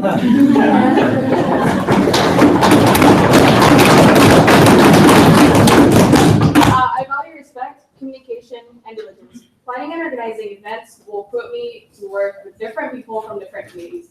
And I believe the only way to be productive is to be respectful and being able to communicate with each other well. And the planner that I am, my diligence will keep me in line and also hold me accountable while being in this position. My four main points of vision start with a comprehensive review of past events. I will analyze what makes an SGA program successful, where it can be improved, and how it can reach more people on campus. Next, I want to push for an SGA civics project. As you may or may not know, East University Drive is our street under the Delta State program, and I just want us to go show out there and clean up more often to show some service, as we are the student leaders on campus, so we should be holding ourselves more accountable. Third, I will continue to work on SGA's events and improve upon them where I think is necessary. We will have the annual SGA banquet, SGA tailgate, as well as Santa gift drive. And also this year, I will be taking over Ivy's Got Talent. I will be working with VP of Communication, Development Commission, as well as Grace Dunsby, the current chief of staff, who have been working on this event for the past 3 years. My goal for Ivy's Got Talent is to create a more structured and specific team and timeline to follow for the upcoming years. Lastly, I just want to be a resource for others in regarding to programming, just not only for the SGA, but individuals and organizations campus-wide. Also, I won't shy away from seeking out help and partnership in order to run our events smoothly. My experiences for the past 2 years at Texas A&M, I have been heavily involved with the Indonesian Student Association, holding different office positions. I've worked closely with the Indonesian Consulate General in Houston, as well as a member of the Indonesian minister. He was the Minister of Energy and Resources, who graduated from A&M for his doctorate and master's degree from engineering. And I've also been heavily involved in the MSc committees. I have been a member at MSc Fly, MSc Bethel 4, and MSc LD Jordan. I'm also currently going to serve as the executive on-campus programming for LD Jordan. And for those, I have programs, lecture series, service projects, as well as networking events. And right now, I'm working with various faculties in order to assist a conference for the American Sociological Association. I hope that my credentials, my values, and my vision, you see me fitting to be in this position as VP of programming. Thanks again, Kim. We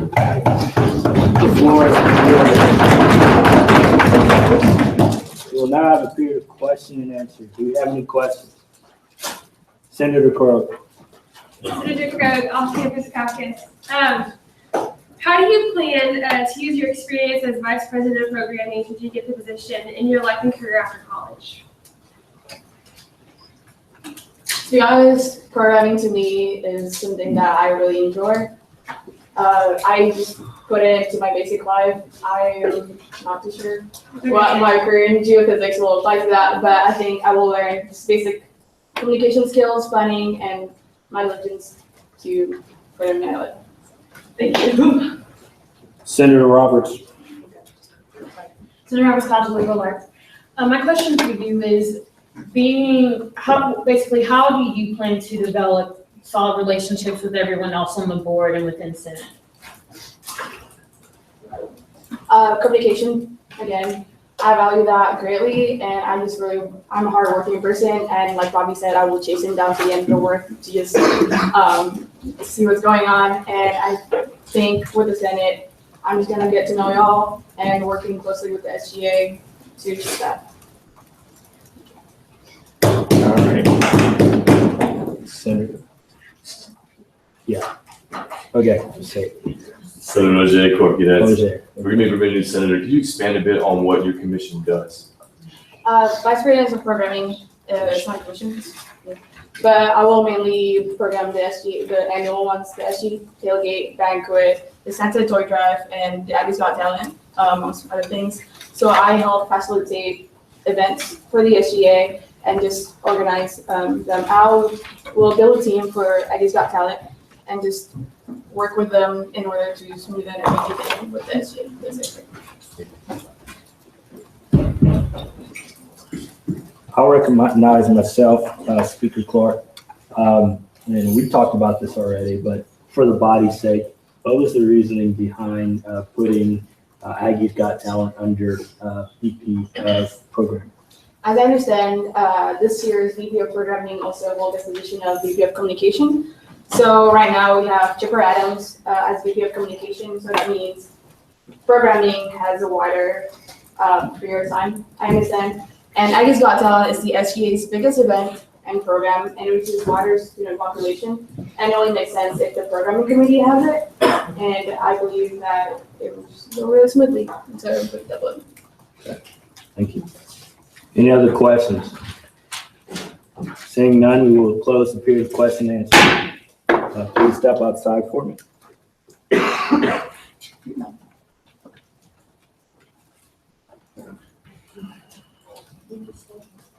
Good.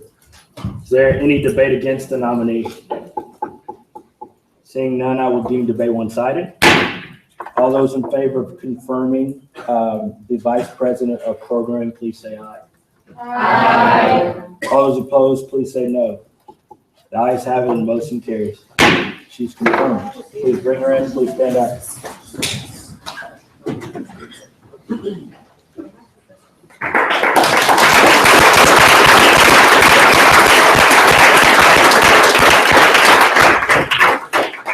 Please raise your right hand and repeat after me. I state your name. I, Dylan Mallier, Do solemnly swear do solemnly swear that I will faithfully execute to the best of my ability that I will faithfully execute to the best of my ability the duties of the office of, state your office, the duty of the office of Vice President of Programming for the Texas A&M University Student Government Association, for Texas A&M Student Government Association, at all, to uphold the honor of the same, to uphold the honor of the same, at all times to protect the welfare of the student body, at all times to protect the welfare welfare of the student body, and to promote good relations between the students and to promote good relations with students and those concerned with the university. and those concerned with the university. Congratulations.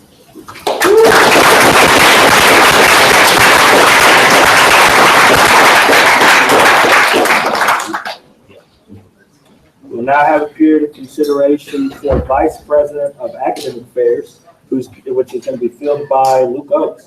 You have 5 minutes beginning at howdy. Howdy. So Luke Oakes is another one of those people that you're going to put him in any kind of situation. He's going to figure out a way to make that situation the best he possibly can. He is a very, very driven person. He searches for all sorts of intelligence. He's already met and messaged on LinkedIn one of the provost candidates for this next year. I really think that speaks for itself. Luke Oakes, everybody. Howdy. Like you said, I'm looking to become the Vice President of Academic Affairs for next year. Just to give you a little background on me, I'm a sophomore biomedical engineering major from Ohio. Also I'm a part of the Zachary Leadership Program. I was formerly a minor in sociology, so I care a lot about how social dynamics also affect the academic education. That's obviously what other education is very important to me as well. Looking a little bit at my vision and values, the main tenet and value that matters to me and is selfless service, and I think community and empathy just follow that. I think that whenever you look to be selfless and act for others, that inherently you're looking to improve community and you're looking to be empathetic in the process. So with regards to my vision of academic affairs, I'm looking to improve how well the student body promotes academic success of students on the ground of inclusivity, in the sense that our first generation college students are minorities being represented and being served academically as well as others at this university. With academic affairs, also looking at how well we can tap into the Aggie network and improve our student to alumni connections. There's a lot of individuals and Howdy clubs across the nation that are looking to tap back into the student body and serve as mentors, and obviously students here that can benefit from that as well. So that's a big initiative looking towards. And in general, just the idea of how can we as a student body be more empowered to take action, be autonomous in what we're doing here. With that, let's give you a little background of experience, kind of tell my story really quick. So I got involved and started caring a lot about policy and student government here at A&M since second semester freshman year when I got integrated with the Posse Foundation. Met Dr. Scott there. He's now currently the assistant provost for undergraduate studies. So that's my into the provost office. That's how I kind of got integrated with academic affairs first. Also involved with a lot of scholarship programs. Became a Brown Scholar sophomore year, in a weird story. I'm a university scholar, so I'm pretty tight with the university honors community as well. Was the resident advisor for Startup Aggieland's Living and Learning community, so I'm tied with the entrepreneurship scene. Just recently became a write-in honor student council VP, lost the mug down by 96% to 4% vote, but I still held it somehow. So thanks to the election commission for holding that down for me. I appreciate you guys. And also work a lot with the faculty with a podcast that I've started called Office Hours. So I've met with 4 individuals in launch, and also I'm working with a staff professor, biology professor, and physics professor to look at how the faculty can be more personable and understanding we as students can interact with them as opposed to just being professors. And obviously I've experience in interfacing between administration and students through Texas A&M National Scholar Ambassadors, where I recruit National Scholar students, University Honors, or University Scholar, and now Honor Student Council Good Activities and Residence Life.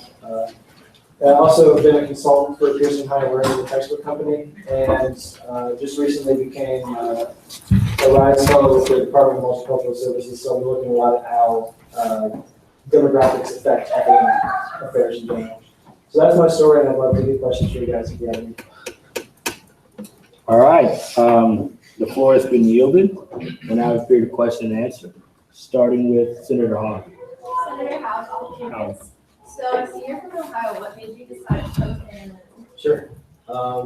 Really, it was the idea that, so I was looking at Purdue as well, at Ohio State. I didn't really feel that those universities are the same level of community in the undergraduate scene that we have here at A&M. When I visited back in March of my senior year, I immediately could tell there was something beyond just being a student and going here to get an education. I felt like there was something bigger, and I committed the same way that I visited down here. So, Senator Banks. Senator Banks on campus, do you have any tangible goals that you want to have achieved by the end of your tenure at Definitely. I think the biggest tangible goal is demonstrating with quantitative values an increased level of collaboration between student services and academic affairs. So how well we can integrate with Student Affairs Office and Dr. Pugh with academic affairs, how well this can come together, and showing that there's collaboration there, because from my perspective, when you have a good conversation and dialogue between those two fields, you're going to see a greater sense of feeling at home at the university, because you have support in not just the academic sense, but also outside of the other education experience. Senator Edmondson. Withdrawn. All right, Senator Walter. Senator Walker, this year, what's the biggest learning opportunity you've had in the past year with all your positions? Sure. I'll touch on Startup Aggieland actually, because I think it's one of the biggest ones, so we've met through that.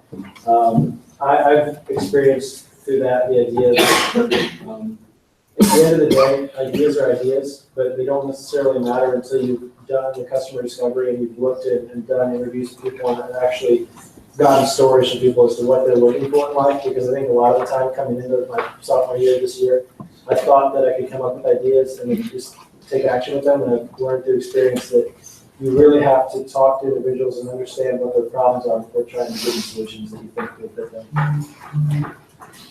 Okay. Senator Hale. Senator Hale, off-campus caucus. Permission to preface the question? Yes. So you previously stated that you were affiliated in some way with Pearson. Yeah. That's good to know. But I believe my constituency and my fellow senators would agree with me when I say that the textbook industry is a little bit flawed and textbooks are a little bit pricey.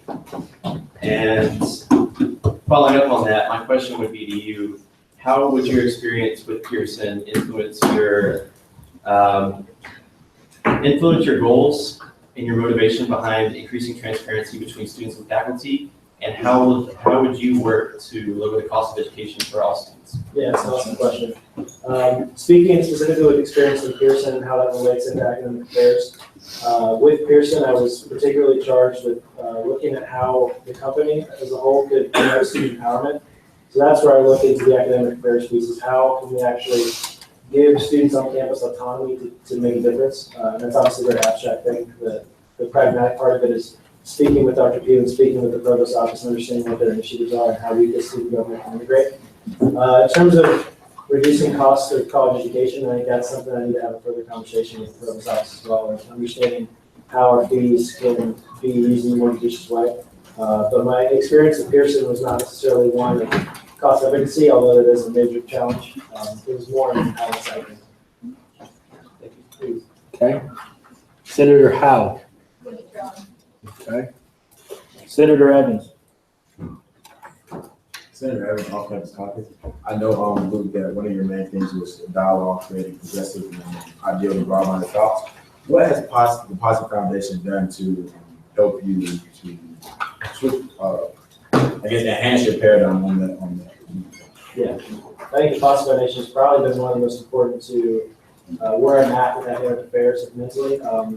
You know, I have experienced the university honors, I experienced becoming a Brown Scholar, and I understand those academic communities, but also having the Positive Foundation on my side and understanding where they come from, I think it's huge in the sense that I could be here talking to you about academic affairs on how to serve the 1%.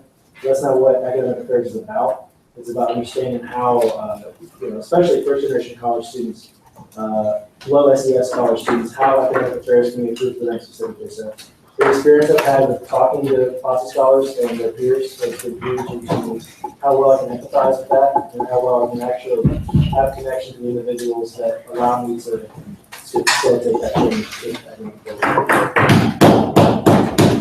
With 24 seconds, Senator Serrato. Okay. Senator Banks, do you have a motion? Yes, motion to extend the time of question and answer by 1 minute. Okay, so in multiple seconds, it's been moved and seconded that we extend the period of question and answer by 1 minute. All those in favor, please say aye. Aye. All those opposed, please say no. Ayes have it, motion carries. You can continue. Senator Serrato, did you want to still withdraw? Senator Edmondson. Senator Edmondson, College of Ag and Life Sciences. On your application, you wrote your weakest skills were efficiency and realistic expectations of yourself. Seeing as you only have 1 year to capitalize on your role in academic affairs, how do you plan to manage those coming into the role of this position? Yeah, that's a good question. I think that for me, it's understanding how well to delegate, having a good team on my side. So that's not just, really with that, it's being more efficient and delegating. So I've come to recognize through experience that I can't do everything on my own. And I think that understanding is going to help me a lot to take action and delegate in the right ways. And that's a conversation I'll continue having with academic affairs. With 10 seconds, Senator Parker, withdrawn. Okay. Well, the period of question and answer has expired. And so can you please step outside for me?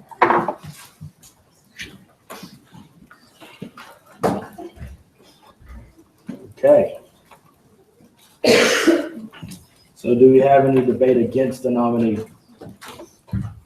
Seeing none, I deem debate one-sided. And now proceed to vote. All those in favor, please say aye. Aye. All those opposed, please say no. The ayes have it and motion carries.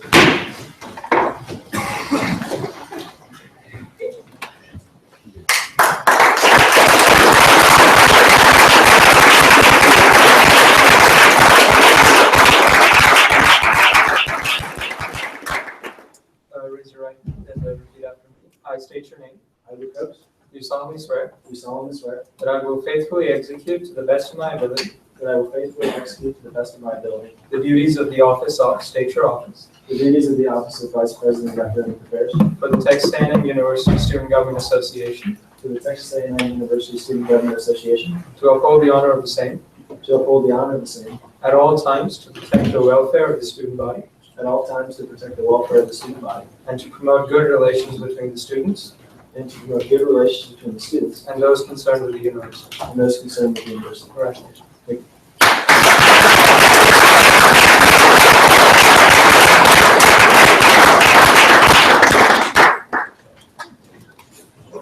We will now have a period of open session. And because we have no bills, I will entertain a motion to close the period of open session. Chair Day. Taylor Day Finance, I will close the period of session. Okay, any seconds? All right, move and second to period, close the period of open session. All those in favor, please say aye. Aye. All those opposed, please say no. The ayes have it, motion carried.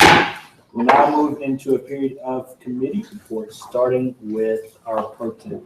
At some point. You'll have 5 minutes beginning at Howdy. Pro tem point, I'll turn to the caucus. So first of all, on behalf of all of the returning senators, thank you all for allowing us to not have to go into a special session. I think this is the first year we have So for new senators who have no idea what I'm talking about, basically, we usually don't finish all the confirmations in 2 meetings. So we usually have like another meeting next week, but we're gonna spare y'all since it's finals week. The next thing is my role is primarily focused on senator development. I want all of you guys who are new to feel comfortable in this room, to feel welcome, to feel that your opinions can be voiced. And also, if you guys, over the summer have any ideas about any legislation that you're interested in writing, I've written legislation in just about every single field. So if you have any questions at all, please do not hesitate to contact me. In fact, if you want my phone number, if you want to pull out your phone right now, I'll do basically what Corey did. And I will give that to you. It's also in the contact sheet. It is 832-298-0698. So if you have any questions at all, if you want to grab coffee, you want to grab lunch, I have $150 dining dollars left before the start of the semester. So I am basically free for the rest of the semester. I'm done with school basically. So if you're free as well, let's chat. Also, if I am pronouncing your name wrong or you're missing a placard or something is wrong on your placard or maybe you changed caucuses, please let me know at the end of the meeting so I can fix that for you. And also just tell me how I can phonetically pronounce your name so I don't get that wrong. So the next thing I'm going to talk about really quickly is committee placements. Everybody should already know about your committee placement. If you have an issue with your committee placement, which is totally okay, I'm going to go ahead and say that I will not be making any changes to committee placements because that was the whole purpose of doing committee preferences to begin with. If you have an issue that is very serious, if you feel like I should take it into consideration, feel free to email me, and you can now email me at the ProTemp email, which is protemp.tendersenate@gmail.com. But yeah, I'm not going to be able to make any changes to committee placements because if I do make one change for someone, then I'm going to have to send that exception out to everybody in the body. And then finally, everybody should have already been added to a group meet for their specific committee. If you have not yet, then that chair will be getting on it soon, hopefully. And we're striving to have a committee meeting.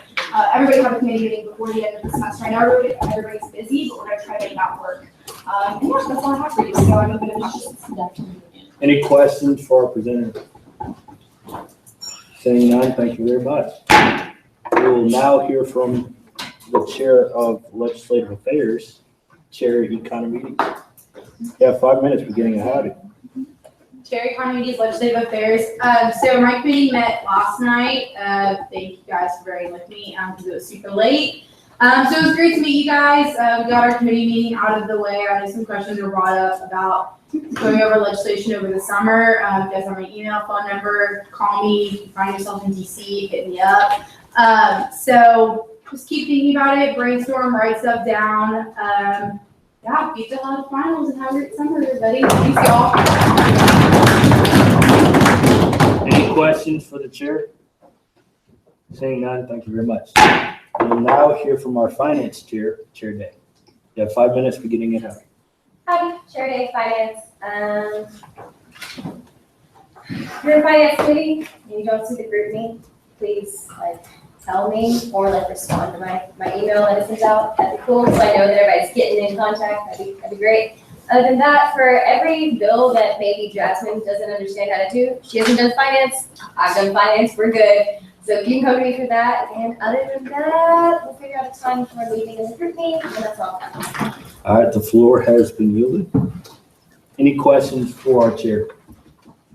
Seeing none, thank you very much. We'll now hear from the Chair of Constituency Affairs, Chair Gentile. You have 5 minutes beginning at howdy. Hi, everybody. Howdy.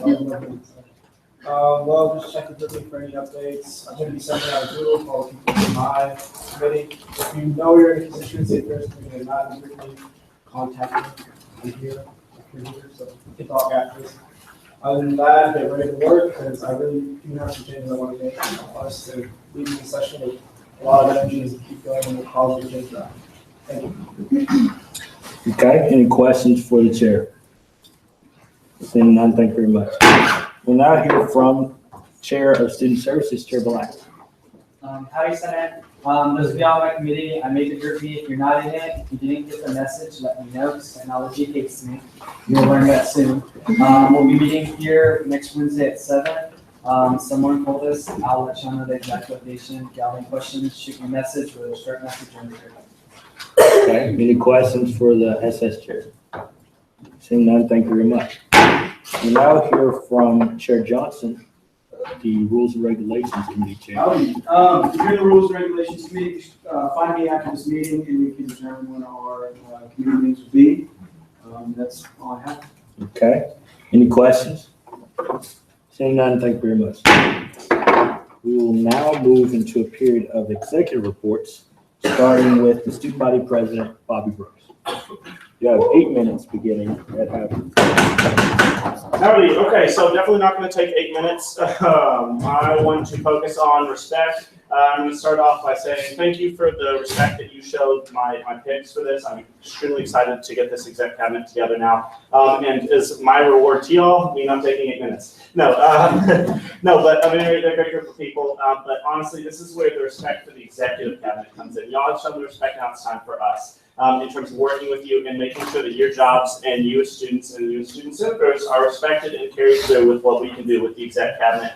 And then also, I would also like to express the need for respect for judicial branch with Jay and his great leadership and the associates around him. Honestly, I think we have a really great thing going on this year, and we can keep that going. So just please keep the respect going for that. And it was an absolute pleasure to be here this evening with you. Thank you. Okay. Do we have any questions for our student body president? Seeing none, thank you very much. All right. We'll now move to a period of executive reports for our new Chief Justice. You have 8 minutes beginning at howdy. Howdy, Senate. I'm tempted to take up all 8 minutes just for the heck of it. But I'm not going to because you've been so generous to give me the opportunity to continue to serve this great university we all want. I will say that usually every time I go up for something, I listen to 2 speeches to inspire me. John F. Kennedy asking Congress to give him money for the moon mission, and Franklin Roosevelt declaring war on Japan. I'm tempted to start quoting those. I'm not going to, maybe another time, a different executive report. All I have is I look forward to working with you over the next year and to maintain the integrity of the student government.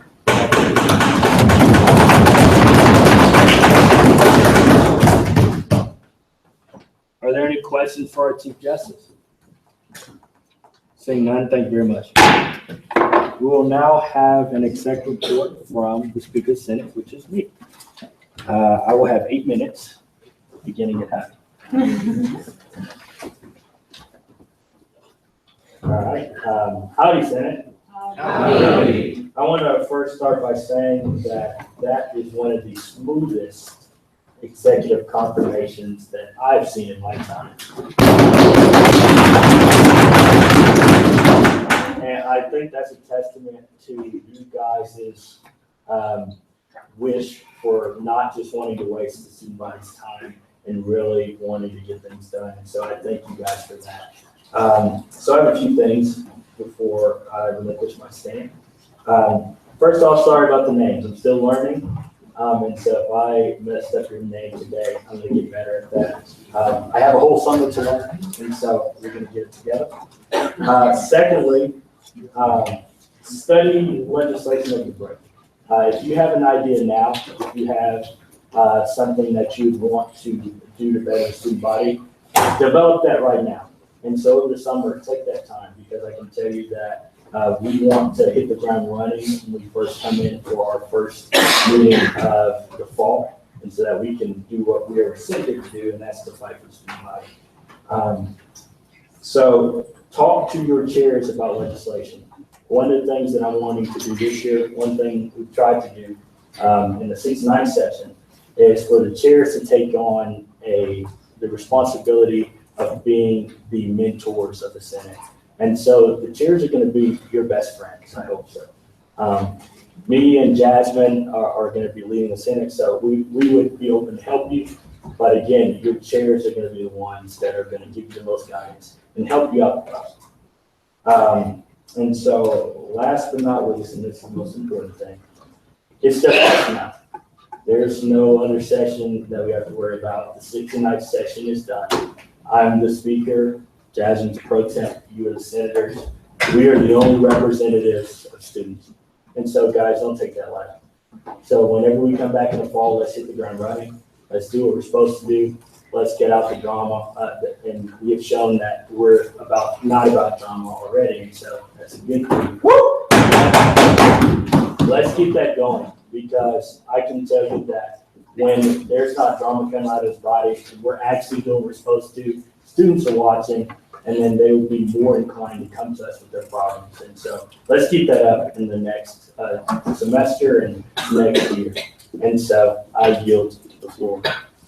Are there any questions for Speaker Clark? Okay, I'm actually going to start by recognizing myself. Pro-temp Lang, off-campus caucus. Will you be restocking the Keurig pods in the Senate office? We have to look at the budget, but I think we can do that. If it makes the Senate office a more inviting place for not only for the senators, but for constituents, that's something we're willing to do. So, yeah, we'll look into that. Okay. Chair Day. Okay.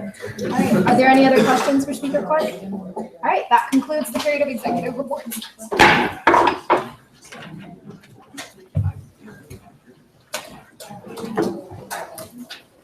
All right.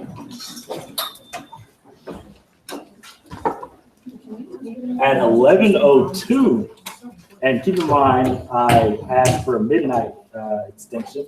We are closing this meeting, so we're gonna have opening roll call. And this meeting is adjourned. Okay,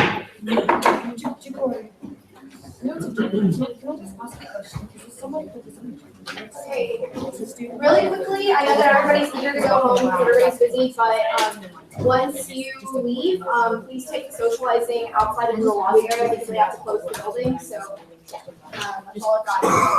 Okay. Let's meet Brooks. Howdy. Chief Justice Hannah. Howdy. Speaker Clark. Myself, Chair Johnson. Howdy. Chair Wolf.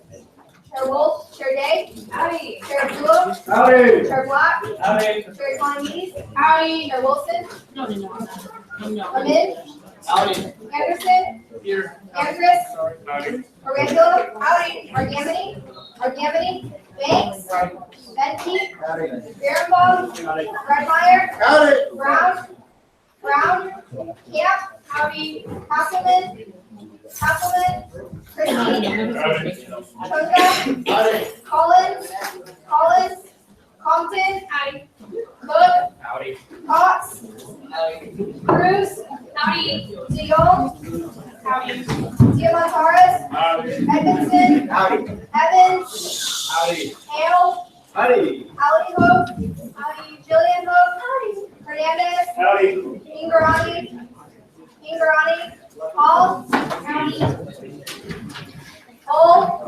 Hey guys, please stay. Jacobson. Really quick. Julia Crowe. Jasmine. Howdy. Please, hold on. Before y'all continue, please stay in the room really quick because there's going to be an announcement after Pro Temp Lang is done. So please stay in the room really quick. All right, Olivia Crowe. Howdy. Lisa Baya.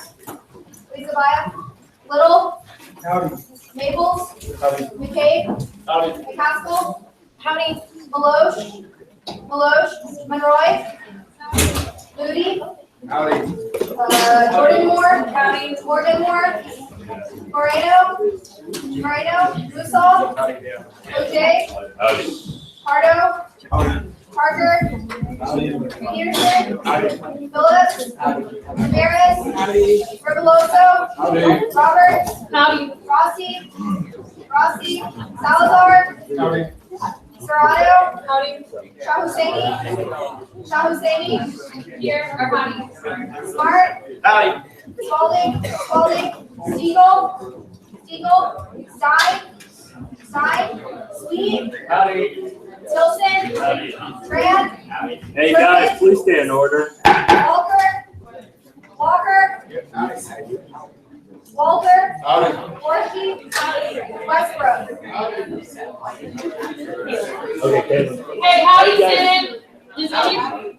Does anybody know a student named Tristan Brown? No? No? Okay.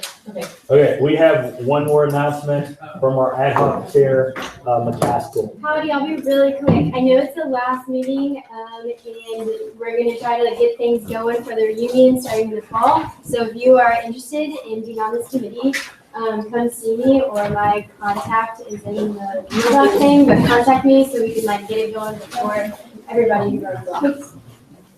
Thank you so much, guys.